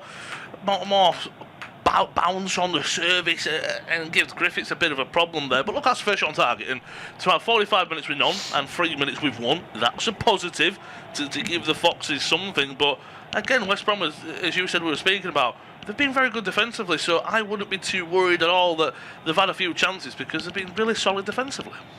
Griffiths just playing out of his own area to the right-hand side to Phillips, moving it onto the far side and checking inside. Good play by West Brom, but they're giving it away high up, trying to feed through Ayew, trying to force the issue too early and gives it straight back to the home side. That's good play by Malumbi. Down the line it goes. That's a good ball to Hegbo. Moves right. Checks the ball inside. Just back kept over. That's a lovely ball to Mikey Johnson, who's made his way to the right-hand side. Edge of the box. Ball comes in. It's taking a deflection, I would believe, for Mikey Johnson's sake. Ooh, it's given a goal kick. I was hoping for his sake that was going to be a corner. Lovely ball first time out to him. I can't give the flowers to whoever it is. I think it's maybe it's Nottingham Jr. because he was wearing red boots in the first time. Maybe a change of boots. I believe they may have switched sides as Mikey Johnson. Oh, it's horrible.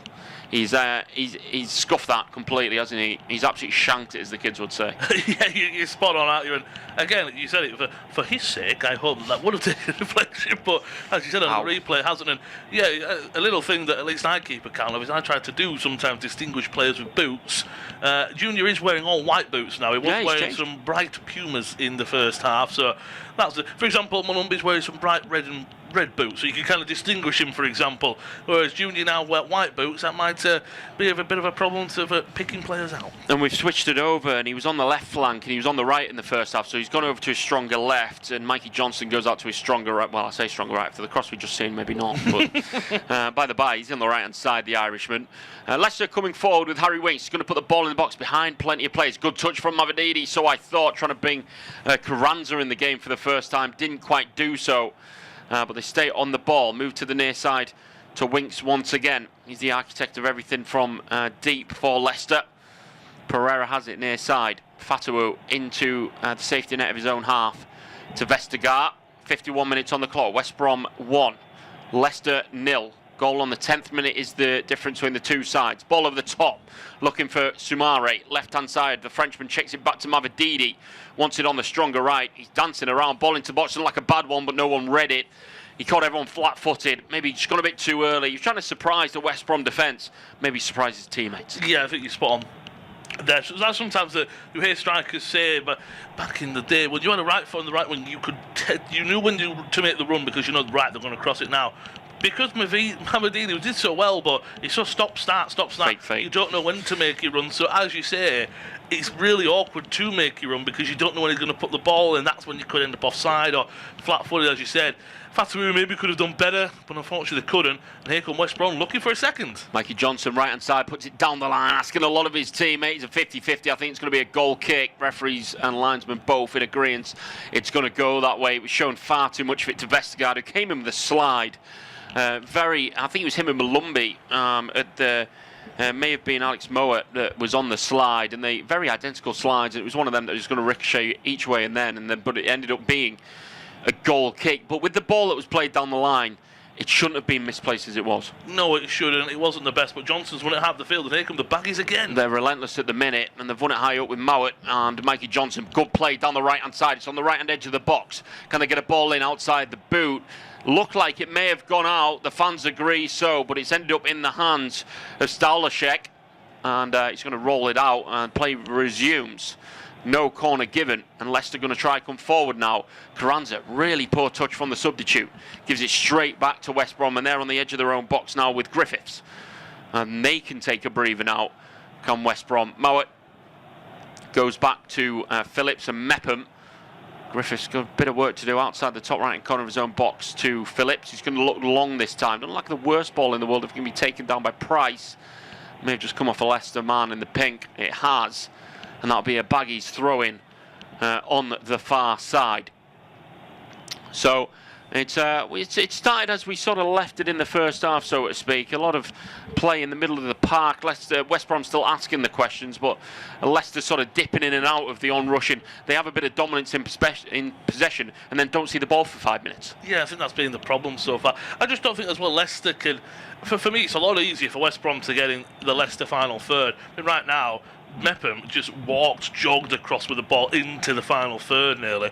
Whereas Leicester, because they're so hell-bent on working the ball through into the midfield, through into here, West Brom just want to get the ball as fast as they can to the wingers or into Price. Ball over the top here, might be a chance. Might be that man Price takes it down, maybe shown too much, maybe not. Ball's just gone wide of the post. Did he give up? Was there a whistle? We don't know. We can't hear it. If it wasn't, it's a waste. That is for sure. We'll have to double check. Is he on? He's strided off by about a boot length. His right boot, so I believe the flag has gone up. Yeah, it did. His left foot weaker, did drag it wide of the post, but it would have been absolute zilch. Yeah, I mean, thankfully for him, as you said, he's independent off-tube studio commentary. You've already mentioned that we unfortunately don't hear the referee's whistle or things like that. So we can't do that, but just watching it, with his mannerisms, it looked like he slowed down, the defence slowed down as well. So it did look like he was offside. But to me, he should be finishing it. I don't care if you're offside. Put it in the back of the net. That's maybe a little bit, I don't know, a mental thing. I'm not too sure. But the back is now still coming forward. I just think Leicester are really struggling right now. And West Brom have got all the confidence defensively and coming forward. They're playing some good stuff. And it was just offside. But what a ball it was from Mowat. I think former interim Spurs manager Ryan Mason would be saying, while we're on top, at this point in the game, not getting too late into the game, because the longer it goes, the deeper they'll sit. While they're on top early in the second half, let's go get that second goal, bit of a cushion. Yeah, 100%. This is the thing that I think a lot of teams don't do now, is that when you take the lead, they do really sit back. Now, I understand it for maybe the first 5-10 minutes to just sit back because there's going to be a response from the other team. But go get that second goal. You don't have to push for 3 or 4 and get a little bit silly and stupid. But you go get that second, because then you can really sit back, because they need to go get a goal. They've got a set piece here, though. The Baggies looking for their second. Now they're going to try double Elidar to push in the back from, I believe it was Nat Phillips. It's really unnecessary. He's got the height advantage over his man. It's flighted to the back post as they were looking to double their lead. And he just didn't need to do it. Let's have a look. It's him against Sumare. And his arm comes out and it stiffens and it tells you everything you need. The referee's definitely always going to give that. And from a perspective of a neutral, and if you were a fan of West Brom, and it happens to the team I support, if you see a player do that when you're putting a ball into the opposition box, it just relieves all the pressure needlessly. Yeah, so silly. And as well, he was in a great position as well to take a touch and put it back into the box. That's still coming forward, header into the area. I mean, easily dealt with, though. Mowat will probably win a free kick as well. Yes, he will. Again, that's another silly tackle there from Corral. You know, it's frustration. Again, I don't really think, if I'm honest, either are really real pushes, if I'm quite honest. What they are is you're almost putting your hand on the player and giving them the opportunity to go over, which they're always going to do to, as you said, relieve the pressure. But it is really silly. It's really frustrating as well, because Nat Phillips would have taken that touch, gone for a shot himself, put it back in the box. It's 2-0 instead. Since then, Leicester have come forward and they're doing it again, and maybe again that's the momentum swinger that they get for the Foxes. There's a ball over on the far side. It's going to go out for the away side, so they'll get a throw on halfway. 57 minutes on the clock. West Brom 1, Leicester 0. Goal on the 10th from Illing Jr. Solo goal. Absolutely fantastic. One word for the highlights tonight when they get released. John Nayu, centrally in the West Brom half, surrounded by 3. Drops it backwards and spreads it to the near side. Does well, the Ghanaian. He's giving it to Fatuo. Oh, his touch showed a lot of it to Illing Jr., but gets away with it. He's fought it back. The number 7. Back into the centre of the West Brom half to Samari. Flips it out to the far side to Mavididi. It seems to be the way they want to go. Trying to take on his man. He's gone down. Not getting anything against George Campbell. Our referee wants nothing to do with it. He's at Price. He's at Price with a fantastic ball inside to Hegebo. It's a lovely first-time touch, pass inside. And he's just going to hold it up and go backwards. Just taking the sting out of the game, the Baggies, at any point. They're just trying to kill any momentum that Leicester are trying to build to get that equaliser. Need to be careful though, don't want to sit in too deep. We're talking about that, maybe trying to double their lead while they do have possession and they can be on top, because they will sit deeper and deeper as the game goes on to protect that slender lead. Ball in the midfield with Malumbi. He's going to glide the ball out to near side. It's a real smart ball. Charlie Taylor will take it down with the instep of his left, halfway inside the Leicester half. He passes it inside to Mowat. He's back on the ball now, Malumbi. And then red boots you talked about, Raf. And West Brom come forward. Few bodies in front of it, going to go down the line. They're going to try and get the ball into the box, crossed in, it's hit a hand, but it stays in play. Play will resume with Leicester trying to play it out their own box, just about get away with it, and goes to Harry Winks. Left-footed pass to Ayew, moves to the right-hand side. Maraud's over halfway, he goes, going to have a run at that West Brom back line. They're outnumbered, he's going to go down his line, look for Carranza, the man on loan from Feyenoord. Can't find him. Bit of defending to do for Phillips, does well, and gives it back to his keeper, who's going to kick long. It's a bit flat, finds his man, just about gets away with it. He's at Price. Takes a tumble, free kick to Leicester, to West Brom, apologies, on half way. It's hard to say who really is on top at the minute. Not really any chances to talk about in the opening 40 minutes of this second half, is there?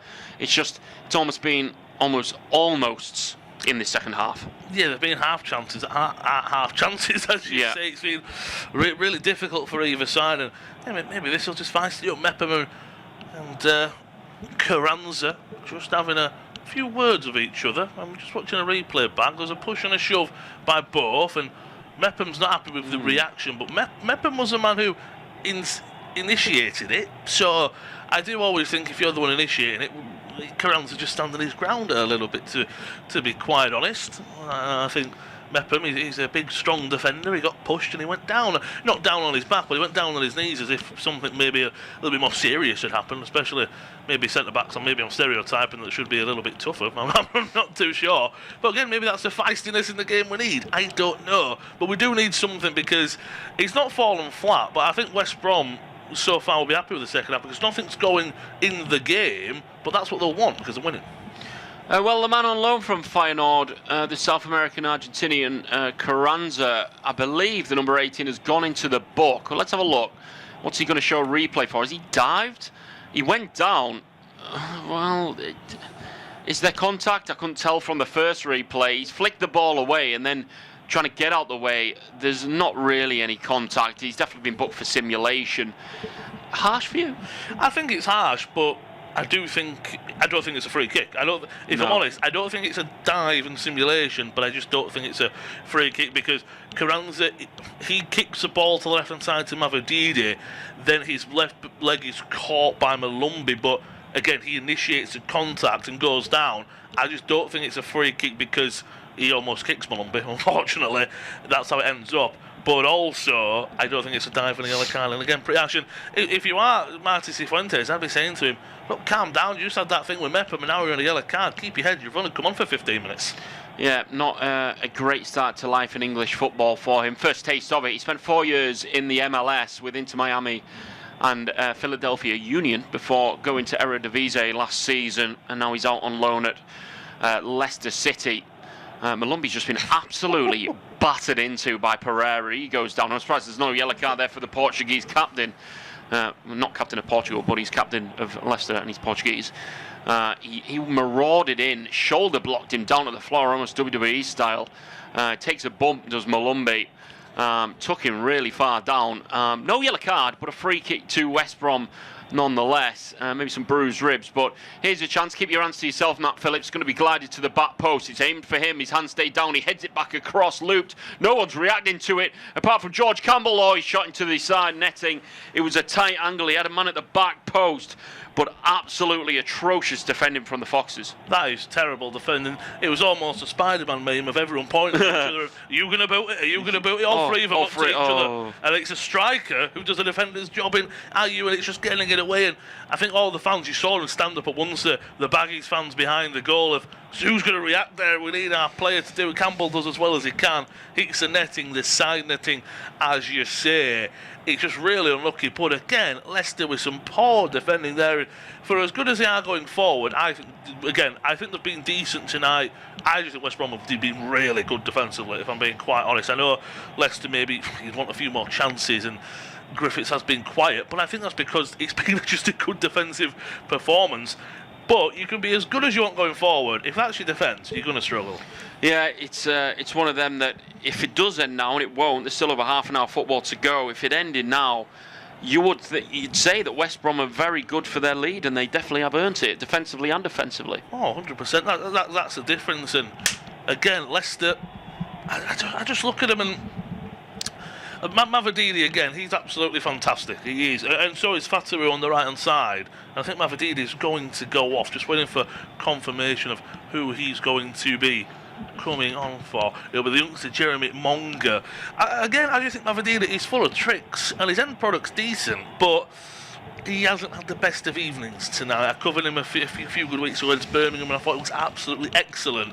And unfortunately, I think sometimes at Championship level, that's what you've got. Is you've got a great player, but consistency is poor. And that's been the problem. And again, no offence to Jordan Ayew, but if a 34-year-old Jordan Ayew is your leading line number 9, you might have problems sometimes. Oh, absolutely, yeah. Mavididi, he's that almost player, isn't he? He just can't pull it himself to change the game himself, unfortunately. He's half got there tonight. They've predominantly given him that ball out on the left-hand side, haven't they?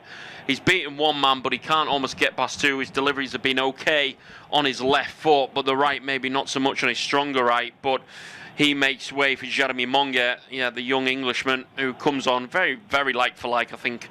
That's 2 changes for Leicester and none for West Brom just yet, as Monga's first action of the game is to collect the ball and elbow someone right in the nose of George Campbell. That'll hurt, right in the point of the elbow to the bridge of the nose. He'll feel that one, that's for sure, won't he? Yeah, again, it's nothing cynical, but again, it is one he will feel in the morning. As you say, I can imagine for the big centre-back that's something that he's got up and he's just going to maybe play on, but it's one of them, the adrenaline will take him through for half an hour that we got. But another set piece here is a chance for the Baggies. Yeah, ball over to the far side and straight into the hands of the keeper. He didn't quite catch it. He'll definitely feel adrenaline in his soul, that's for sure. As the ball's bowled out to the far side, over halfway they go, Leicester trying to set up a counter, but it's a 6 against 2 in favour of the home side. They stream forward now, maybe too late. Monga takes on his man really well. Step overs left hand side of the box. He's taken down. That'll be a free kick, Leicester. Well done to Monga. They were heavily outnumbered there. The number 28 took a step over past Mauer and then hacked to the floor. Probably the best outcome he could have got there. Oh, 100%. But that's already shown, and that maybe this is me giving a bit of stick and grief to Mavididi. But he's already shown to me a little bit more than Mavididi in one attack. So that shows, and 16 years old, what a prodigy he is. Once again, quickly just going back to the chance from the set piece. Yeah, Price is straight at the goalkeeper. He doesn't connect with it well. He mishits it and it's off the surface. But he's open at the back post. Once again, terrible defending. But now it's how can West Brom defend? Maybe Mongan comes on, wins a free kick, maybe takes it, I don't know. And he's, again, that spark that is the difference that the Foxes need, because they need something right now. Yeah, they haven't shown enough, have they, at all? And they've got themselves a chance to get the ball deep in that box for the first time in the second half. Free kick far side, right by the byline. Ayew's going to take it to the back post. It's a waste. It's evaded everyone. They were looking for Vestergaard. But if you're aiming for one player at the back post that's by himself, the ball has to be perfect, and it was way off that. But they have a corner. Yeah, they do. It's very similar to when I know Arsenal are the set-piece kings, and there's just a bit of a miscommunication between who's going to take this right now. It might be Ayew with the outswing instead, but they put a lot of plays at the back post. As you said, if there's 3 or 4 there and you go there, fair enough. When there's one, it's going to be right on their head. But as you said, another set-piece opportunity. I thought the in-swinger from Fatu would have been a better option, but also could be an outswinger from Ayew. He's going to go short to Munga, who's come on this near side. He's placed it backwards to Pereira. Across the box it goes. I thought they were just going to put it in the box. They may have a chance now. Ayew right hand side. He's not going to cross it. Lays it to Pereira. First time cross come off the back of a West Brom man, and it goes down the category of a complete waste. He's got a corner. He's put it into the box. Vestergaard, Fasser in there. Perfect. They have it on the near side with Fatu. He's taken on his man actually extremely well, taking 2 plays out of the game. Back to Munga, right hand side of the box. He just passed it into the first player. Got no height on the cross, and they clear their lines, and they all push out. It's gone back to Staulaszek, the Polish keeper, right of centre with Harry Winks. He's going to move it to the near side.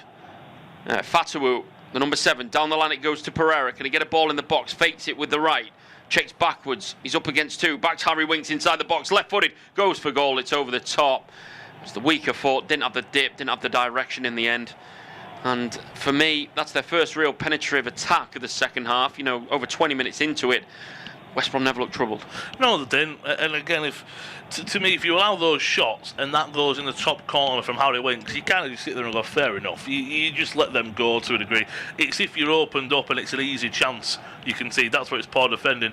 But that's where I look at the defending for the goal. I thought it was poor from Leicester because it was a lovely fit from Hegapo, but he beat, and then Junior beat a man. He put it through the legs of Vass, and he'd do about 3 or 4 pink shirts for the 1 white and navy, and put it in the back of the net. That's poor defending. If Harry Winks puts it in the top corner, you just probably, if Griffiths, just put your hands up and say, right, not more I can do about that. We defended well. And at the moment, that's the only way I see the Foxes getting back into this, is a moment of individual brilliance. As they have it on halfway, and they're going to float it to the far side. It's a poor ball, actually, picked off by George Campbell, who's done well tonight. He struggled at that right back. He's more of a centre-half, the big American, but he's done extremely well. Oh, it's hit the referee. They were on a counter-attack, West Brom. Mauer was going to play him through. He's absolutely furious, and he's kicked it off the back of the referee, so the play's going to have to stop, and West Brom are going to get a drop ball. Raf, I'm going to pass it over to you, mate. We just ticked over halfway through the second half. Yeah, I think if I was Mikey Johnson there, I'd be asking the referee, can I get your little book and give you a start for a handball? Because, as you say, it was unfortunately timed, and it just does stop that counter-attack there for West Brom, as they were looking for. As you said, we've already spoke about the pace they've got, haven't we? So we'll have to wait and see if they can hit them on the counter again. I do think they're sitting a little bit too low at the moment. West Brom are making a double change in a moment. Waiting to see who's coming on. Will be Josh Meyer. That'll be the first one. Waiting on confirmation for the second. But that'll happen in a moment at least. West Brom have the ball for now with Phillips on the right hand side. Looks to go long and direct. That's a good tackle though from Monga. He's come on and added so much. Samari's flying through. Oh. That's a big tackle from Malumbi. That will be a yellow card right on the edge of the area. But again, Samari, that's the first time I've seen him do that. We're at 70 minutes and it's West Brom 1, Leicester 0, independent off-tube studio commentary of this top of the league clash in the Championship. But why is it taking 70 minutes to do that? That was fantastic from the midfielder. Yeah, he's got it in his locker, the Frenchman. We just don't see enough of it from him, do we? And when he does, it's absolutely fantastic. He's dancing through and being chopped down by Jason Malumbi. Picks up his first yellow of the season. Does the man in the centre, the Irishman. Leicester ringing in more changes as well. Looks like Christensen is one of them. So we'll definitely see some substitutions on both teams soon. Yeah, looks like, as you said, double change for both. Whether they will let this free kick go first or not, we're yet to see. Both of the West Brom players are on the sideline, good to go. Usually, you never see set change happen with set pieces, do you? They let the set piece go, and everyone knows the role. So you usually do see that just happen. So I don't think they'll be made just yet. Ayew's over it with the right foot. Left foot of Thomas. Ayew whips it into the back sticks. There's more players there. It's kept alive, but West Brom get it away and cleared away out for a throw. And will the substitutions be made now? I think they will, just to stop out to the Leicester keeping going and their momentum. Whether Leicester will make their double change or not, I'm not 100% sure, but West Brom will be making their double change. The first substitute is Josh Meyer coming on, and the goal scorer Samuel Ling Jr. coming off. That gives us an opportunity to watch his goal back. As Nathan said, it's an absolutely fantastic goal, and let's be quite fair, as you said, Nathan, if this is in the Premier League, if this is Messi and Mbappe scoring this, it's all over social media. It's a fantastic goal from the on-loan Villa man, and what a way to get your first goal for the Baggies. Callum Styles will also be coming on, so the double change is Hegebo off for Meyer, that's a straight change, and Styles will be coming on for Ling Jr. I can imagine perhaps Styles maybe plays on the left-hand side for Johnson. It might be going to a 5-back, as you say, wouldn't put it past there, but we'll have to wait and see how that does play out. Double change coming on for Leicester. We'll have to see who it was. Ayu's coming off, and so is Thomas, and Dekor-Jova-Reid and Christensen are coming on. Christensen with some facial wear. We'll have to wait and see what that is. I don't know if it's a chin strap, if you will, not as in a beard chin strap, but it might be that sometimes it plays off a broken jaw or something like that. It's very similar to when you've seen players with the nose that have been broken, they wear almost a Batman mask. It's not, at least they're quite cool looking with the Batman mask. That's not so much for the fullback. Absolutely, that's a new one for me, that, I believe. I don't think I've seen that before on a professional footballer, so there we are. Hopefully it doesn't knock him off too much, the big Dane. It looks like he's going to go out to left wing back. Interesting old formation for West Brom. It's interesting to see how they go. Callum Styles more of a left wing back, so I would suggest that Charlie Taylor will go the left centre back, and Callum Styles may just go to the left hand side of him. Yeah, we'll have to wait and see. I think that might be. I could see it being very similar, and Styles basically priced down the middle, Johnston on the right, Styles on the left, but defensively it drops into a 5-back, possibly, as you say. Whereas the other two substitutions for Leicester, very, very much like for like. The other throwing on the left-hand side, inside their own half. Again, we'll look at the stats so far in this game. Possession, Leicester just approaching 60% or so. 10 shots for the Foxes, only 1 on target. That was a header from Vestergaard very early on in the second half. That would be frustrating for me if I was Marty Cifuentes. 6 for the Baggies, 4 on target. Just being more efficient is the word I would say. Looking to come forward with Samari. Back to Pereira. Will he unleash a strike? Yes, he will. He won't find the back of the net, but he will find those visiting Foxes fans in the background, out of play for a West Brom goal kick. And once again, lovely flick on there by Sumari. Again, I'm not saying don't go for a shot at goal, go for it, but it's on your weaker foot, you're off balance, nothing's really going for you this evening, so it's not like Pereira's already put 1 on target and Foster could save for Fatu has or anything like that. I just think the Foxes are really struggling this evening. When they, I don't know about you, but when they do go for goal, every time I just get the sense that it's forced. It just feels forced what they're doing, like going for goal there. It felt like a forced effort that wasn't ever going to pull off, and it didn't. And they can't get close enough to the West Brom goal, so they're shooting from outside the area. It's not the worst thing in the world, but getting nowhere near it. They're running out of time, 15 minutes to go, and temporarily the Baggies go second. Yeah, it'd be a massive victory as well, wouldn't it, for Ryan Mason's side. That's a poor pass, picked off well by Moa. There will be an advantage as Pereira did bring down the midfielder. Styles has it. Decent ball looking for Meyer, but a good tackle and interception from Wout Vassad, and Styles is kicking away at Matu, and it will be a foul. Styles, there may be a bit of frustration that the pass not getting to his desired teammate. Surprised maybe not a yellow card there for Pereira. I only say that because, as you said already, he almost took him down at WWE style against Isaac Price, was it, earlier on. So it's not surprised those two have equalled a yellow card for the Foxes. A skipper, that's a poor pass into the middle, picked up by Johnston. A little too wide out for Price, but he will pick it up and he will look to come forward. Actually, good play goes back instead to Campbell. And 75 minutes on the clock. West Brom 1, Leicester 0. Ling Jr. goal, the difference maker, on loan to Villaman, scoring his first goal for the Baggies at the Hawthorns. And as Nathan said, it will send them second in the Championship. And right now, as you said, I think that West Brom obviously would have loved the second whilst they're on top. And I'm not saying they're going to sit back, they're going to defend, they're never going to come forward. But right now it's more about seeing this game out, ensuring you come away with 3 points and a clean sheet. No, absolutely. I don't want to say they've been comfortable this evening, but they haven't really been stretched as hard as they probably should by a Leicester City side, and they looked at it so far as it's been a routine 1-0 win if it did remain this way until we hit the mandatory 90 minutes. But a lot can happen in football. You know, we've seen 2 or 3 goals scored in 3 minutes additional time, so they've got to stay clued on. And it's now Ryan Mason's decision in his young managerial career. Do you push for a second? Do you leave yourself vulnerable at the back, or do you start to shut up shop? It's one of them that I'm thankful we're here and not on it. Yeah, we're not on the dugout. We're here in the studio watching on, and of course everything judging. Everything we say, there's a reason he's in the dugouts. We are here.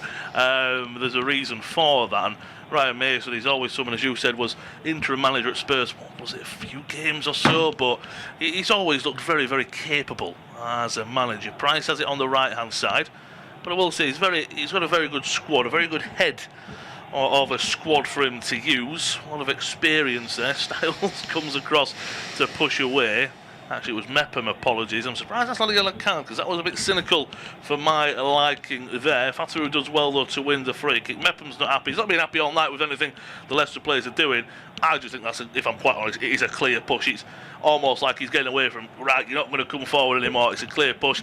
I don't really know how he has too much of an argument there. No, it's cynical. He just pushes him over. That should be a yellow card for Chris Mepham, that's for sure. And knew exactly what he was doing, stopping him in his tracks. It gives Leicester a free kick. It'll be an interesting one, because if they score from this, it'll be so frustrating for them. Yeah, it's again a silly free kick to give away. Again, as I was saying, you've got a lot of experienced heads for Ryan Mason. Well, 27-year-old Mepham, I think he should be a bit more experienced than that, if I'm being quite honest. Pereira will be the man to stand over and take it, though. Outswinger into the back sticks. It's a decent delivery. No one's there. Headed away by Nat Phillips. Only as far as the left-hand side to Monga. Can he get a ball into the box? It's further back to the substitute, Christensen. Into Winks, he's dropped the deepest. Everyone is in the West Brom half, of course, apart from Starlisic, the goalkeeper. Monga on the left-hand side, looking to come forward, adding something into it. Ball back into Decordova-Reid. Ball, terrible, floated one into the area, out of play for a goal kick, and I think that ball into the box has probably summed up the visitors this evening. Poor delivery.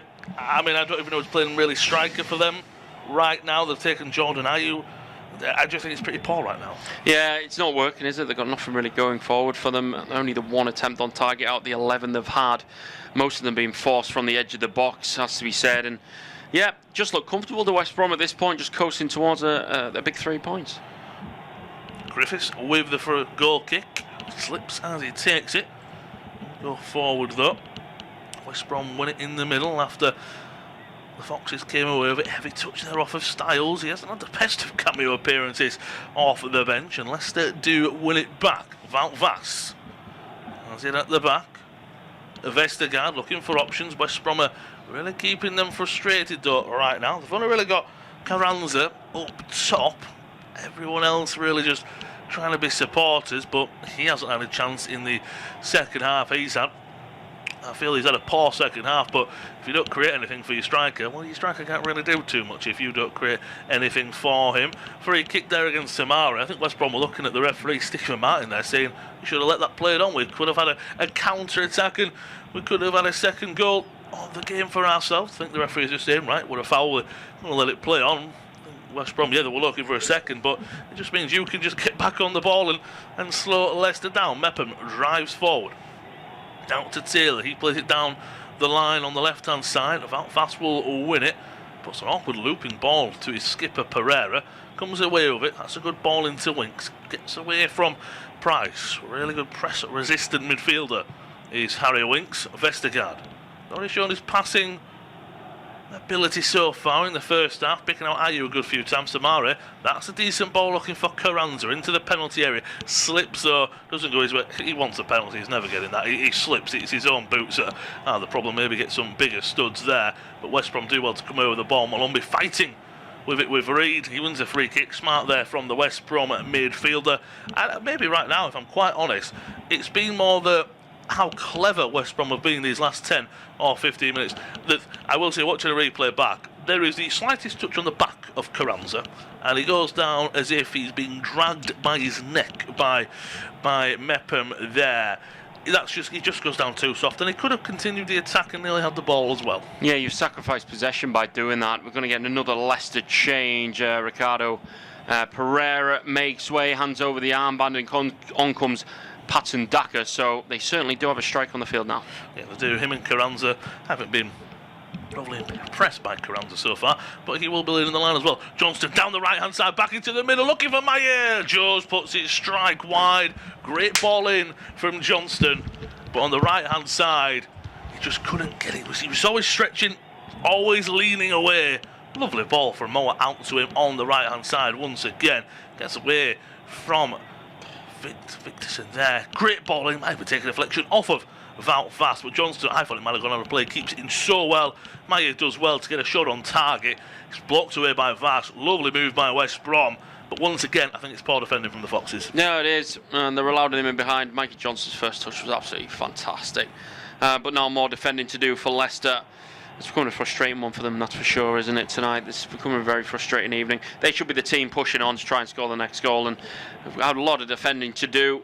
And West Brom want to wrap it up, and you know what? If they double their lead, you can't argue that they don't deserve it. No, I think the Baggies do deserve a second goal this evening. I think they've been far the better side. They might get it from this corner here. We had a bit of pause before. It's a lot of pushing and shoving in the area, which the referee said stop doing that. They've continued it exactly how they will. Mow with the inswinger into the 6-yard box. Keeper comes to claim. Strong goalkeeping there. Looking to get it out. I thought he stepped out of play of the penalty area. I think he's got away with one because, if I'm quite honest, I think the lads on the referee were more looking forward of what's going to happen than that. Josh Meyer was the only player there who had his eyes on it. He didn't mean to. It was more of a step out and more of a slip of the foot. But it is poor. Long ball forward, looking for Carranza. Tries to bring it down. Great defending from Campbell, and then Mepham will clear his lines out of play for a throw-in. Actually, no, it won't. Monga will keep it alive for Leicester. 83 minutes on the clock. It's independent off-tube studio commentary. Championship action on the agenda this Friday evening at the Hawthorns. It's West Brom 1, Leicester City 0. The Baggies have had the lead since the 10th minute mark for a lovely team goal all the way from Phillips into a lovely touch from Hegebo into the path of the youngster, the on loan Ling Jr. Couple of touches past a few defenders, slots it in the back of the net. That's always 1-0. But Carranza has a chance, and my word, he puts it far. It's not into Road's head, but it's probably close to the corner flag, done the goal. And again, that's poor from Malumbi, but he's got off with one there because of Carranza. And I get it, you're a striker who has been given no service, and you've almost just been given a chance. Just all pop up goal and have a chance. But he picks it up there. If I'm his teammates, I'm just wanting to grab him by the scruff and I can say, what are you doing? Awful. Really poor. Hasn't set the world light in his debut last week, and he's been really poor tonight. Carranza diving around, loose touches, and then the effort there. He's side-footing it, doing the right thing, open your body out, trying to get it into that far corner, and just completely misses it. He's been gifted the opportunity, and he's completely wasted it. I think as well as a striker, yeah, you haven't been given any chances by your teammates, but you had a chance to set up your teammates. Now though, Leicester, another mistake at the back. Deckled over Reed out to the right-hand side to Monga. He's overhit it. Monga will do well to keep it in play though. He's got the pace and the trickery to do that. He's got a one-on-one against Taylor. Likes his chances. Ball into the area, deckled over Reed, doesn't read it, thinks there's maybe a man on behind him, and it's once again Paul from Leicester coming forward, and now there might be a counter-attack for the Baggies. Johnston want to show his pace down the line against Christensen, defended well but out for another corner. He's not the greatest ball in from Monga into deckled over Reed, I'm not going to say that, but deckled over Reed turns away as if he thinks he's got a teammate run onto it, and it's just a West Brom midfielder. Again, really poor from the Foxes. But poor from both, and they're just not singing off the same hymn sheet, and it's just gone wayward, and it's allowed West Brom to come forward. Jeb Wallace going to make an appearance now. Mikey Johnson, absolutely fantastic once again, has to be said. Anytime I do watch him, he's been very, very impressive, but he's run his course now. Never looks tired when he's running. He always looks so full of energy. But he makes way, he takes his time. Jed Wallace will come on very light for like that one as well. But they've gone up the other end and won themselves a corner, and they'll eat every second they can with it. Oh, they will, you're spot on there. They will take their time. That might be why the substitution is as well, just to eat a few seconds off the clock. But you are spot on there. If it will just be like for like change. On the first half, Johnston was on the left, and Junior and Price were switching between attacking midfielder and the right-hand side. On the second half, Mikey Johnston has just been predominantly on the right, so like for like Wallace, number 7 for the Baggies will come on. Usually has the armband on, but I think he'll be quite happy to not keep it. We'll stay with Moa, who will be the one to take this corner. Put a few players up for West Brom. It's all about the delivery. Spoke a few times about the deliveries of the two midfielders in Malumbi and this man Moa. Can he put a good one in this time? It's a decent one into the 6-yard box. It goes over everyone's head. and out of play. It might have maybe come off of Nat Phillips' head, just striding away. He is a centre-back. Our camera's focusing in on him. We'll get a better chance to look at it from here. He gets it wrong, and it's a good delivery in. What I will say, to give him a little bit of credit, I think he still should be doing better. There is a Leicester player right in front of him as it comes into him. Maybe that just offsets him. I think it's exactly that. You're absolutely spot on. I think he's offset by... there can be contributing factors that aren't the ball that put you off, even with a clear path to goal to the ball, and it's put him off slightly. So it does go down as a missed chance, though. He did rise above everyone else, and you just thought, he's going to win this header and get a shot off, but in the end it goes by. But, well, how long? 3.5? How much added time do you think with the substitutions? Not that much in terms of stoppages. Maybe looking at the standard 3 on. Yeah, I have to agree. We had 1 minute in the first half. It's been a really good game. Sometimes, this isn't any league, that's a poor pass from Styles, picked off well by Winks. You see games never really get going. There hasn't been a stop-start nature as this Monga past Styles. Fantastic play, leg left in there by Moa. What will the referee give? Give a simulation there against the 16-year-old. He's stayed down on the deck, maybe just trying to plead that it was a foul, but he will be met by a yellow card when he does get up. And that's the second yellow card for simulation and diving for Leicester now. So how's Martis Cifuentes? I'll be getting the fine book out and having a few words there. No, he's taking his time getting to his feet, so the referee's waiting for him to get up to book him, and this just wastes time for Leicester. So I don't know why he's just not getting... He hurt himself diving? I don't think he's hurt himself diving, can you believe? Unless he's just doing it to save face, because it was such a horrific dive. I mean, I saw it a mile off. I mean, it's not even close. It's pathetic, isn't it? It's not great. And second player done for diving. It's not good at all.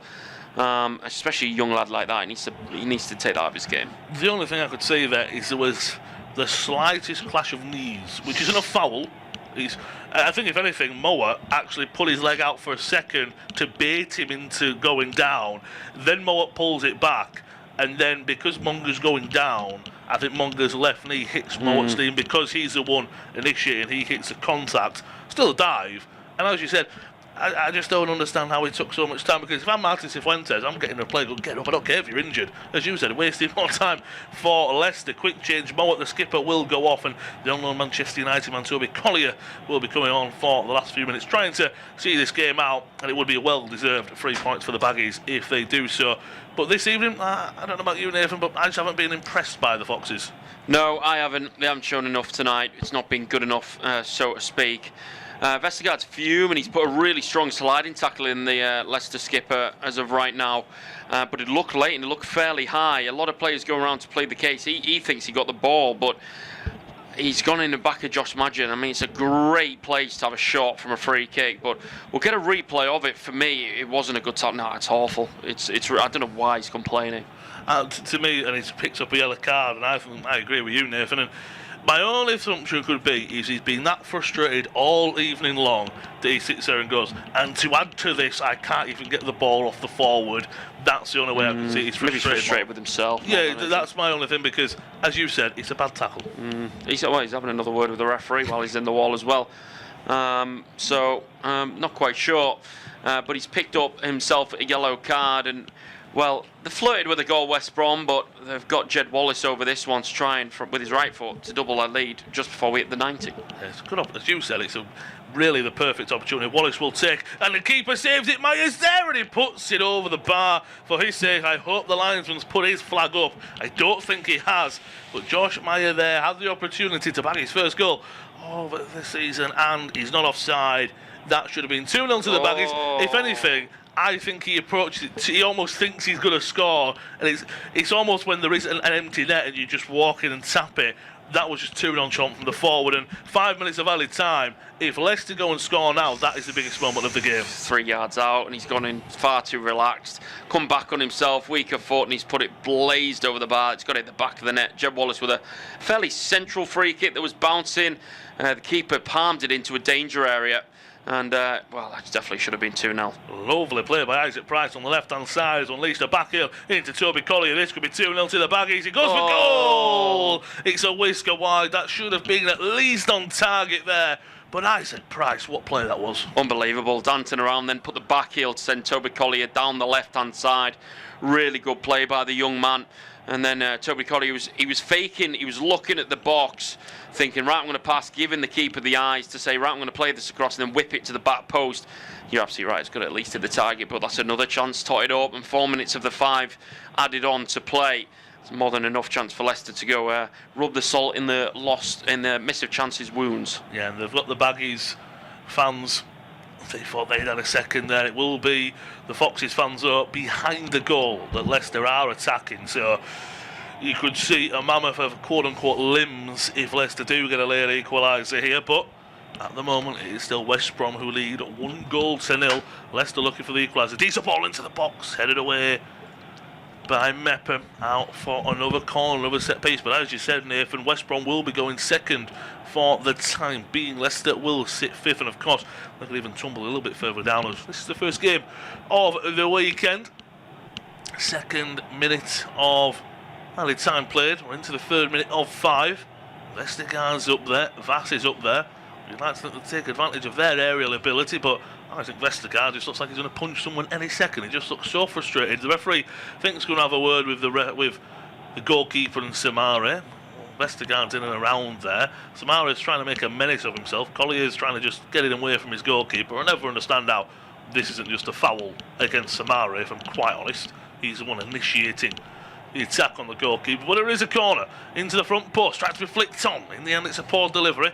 Winks will pick it back up about halfway into the West Brom half. Switches it out to the right hand side to Fatu, brings it inside on his left boot, floats one into the back sticks. Strike will come in, and it's in the back of the net. Leicester have an equaliser in injury time. Bobby Decordova-Reid, the substitute, coming onto the field of play, grabbing the equaliser. And in the last minutes of the game, the Foxes have rescued a point. I thought that all 3 points were going with the Baggies. They should have a few minutes ago had seconds with Josh Meyer, but Decordova-Reid getting his first goal of the season, 3rd for the Foxes.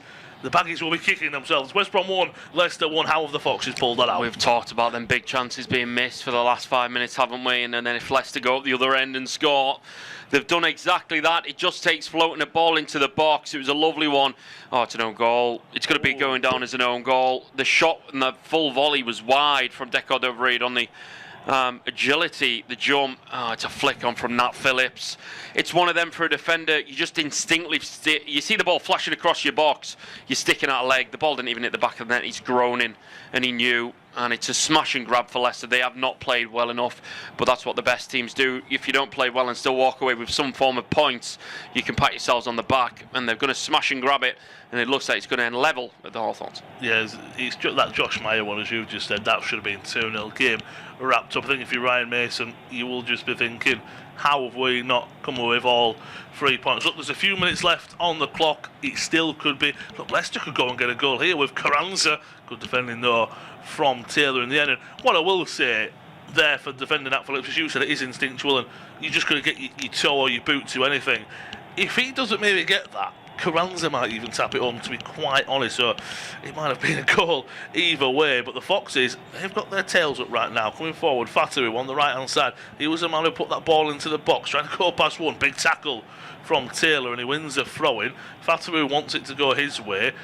Taylor, the full-back, he's trying to just get the ball to take the throw-in, and it will be a yellow card for Fatu because he's having a few words with the linesman. 20 seconds left of the 5 minutes of added time, probably another 40 seconds, maybe to a minute, because of the celebration of the goal. But you look at the stats, 13 shots, 1 on target for the Foxes, and the one they've had on target won't go down as their goal, because as you said, Decordova-Reid's shot was going wide of the mark, and it was off of Phillips. As you said, real smash and grab. Really, really much so. You just float it in, shoot, not even on target. You put it into the melee of the box, and sometimes you do just get the rub of the green. They were forcing it, and it wasn't going their way, like we said, for most of this game, but finally something did after a telling amount of attacks.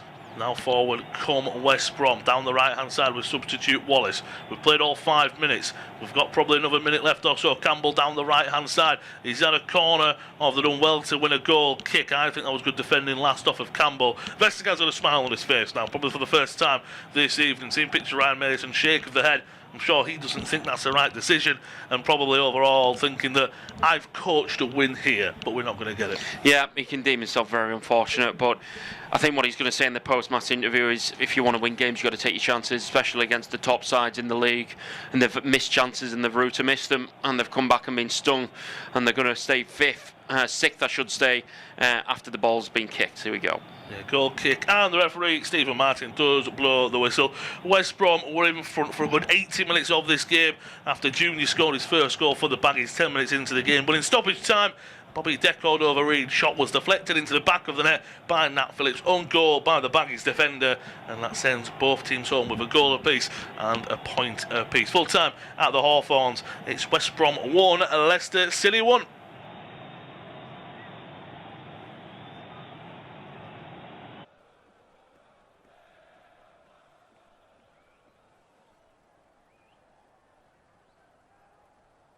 Our next football commentary match is getting ever nearer, so why not take the opportunity of having a bet on the match? Whether you're interested in betting on the match result, the first player to score, the last scorer, correct score, double result, total goals market, handicap betting, or any other of our exciting market, it's fun to be involved. Don't forget when the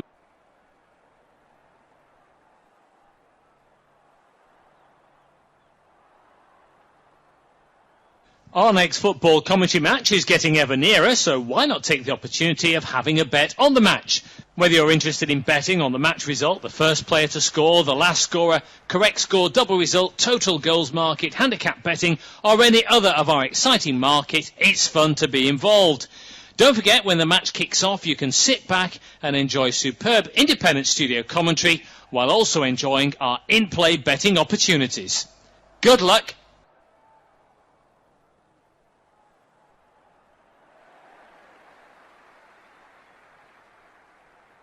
Our next football commentary match is getting ever nearer, so why not take the opportunity of having a bet on the match? Whether you're interested in betting on the match result, the first player to score, the last scorer, correct score, double result, total goals market, handicap betting, or any other of our exciting market, it's fun to be involved. Don't forget when the match kicks off, you can sit back and enjoy superb independent studio commentary while also enjoying our in-play betting opportunities. Good luck.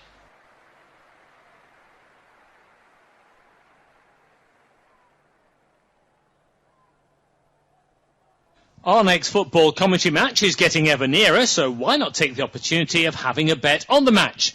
Whether you're interested in betting on the match result, the first player to score, the last scorer, correct score, double result, total goals market, handicap betting, or any other of our exciting market, it's fun to be involved.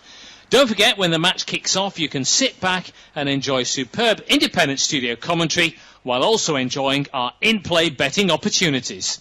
Good luck.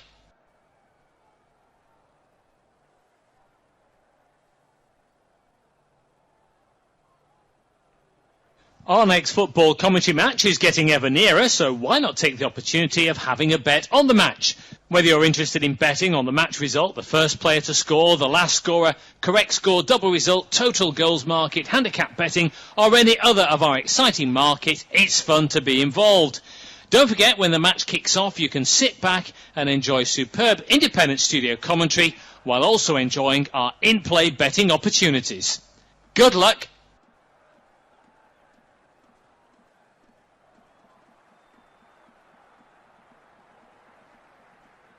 Our next football commentary match is getting ever nearer, so why not take the opportunity of having a bet on the match? Whether you're interested in betting on the match result, the first player to score, the last scorer, correct score, double result, total goals market, handicap betting, or any other of our exciting market, it's fun to be involved. Don't forget when the match kicks off, you can sit back and enjoy superb independent studio commentary while also enjoying our in-play betting opportunities. Good luck.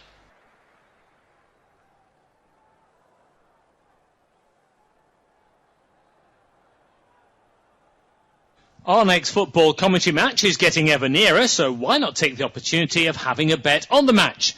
Whether you're interested in betting on the match result, the first player to score, the last scorer, correct score, double result, total goals market, handicap betting, or any other of our exciting market, it's fun to be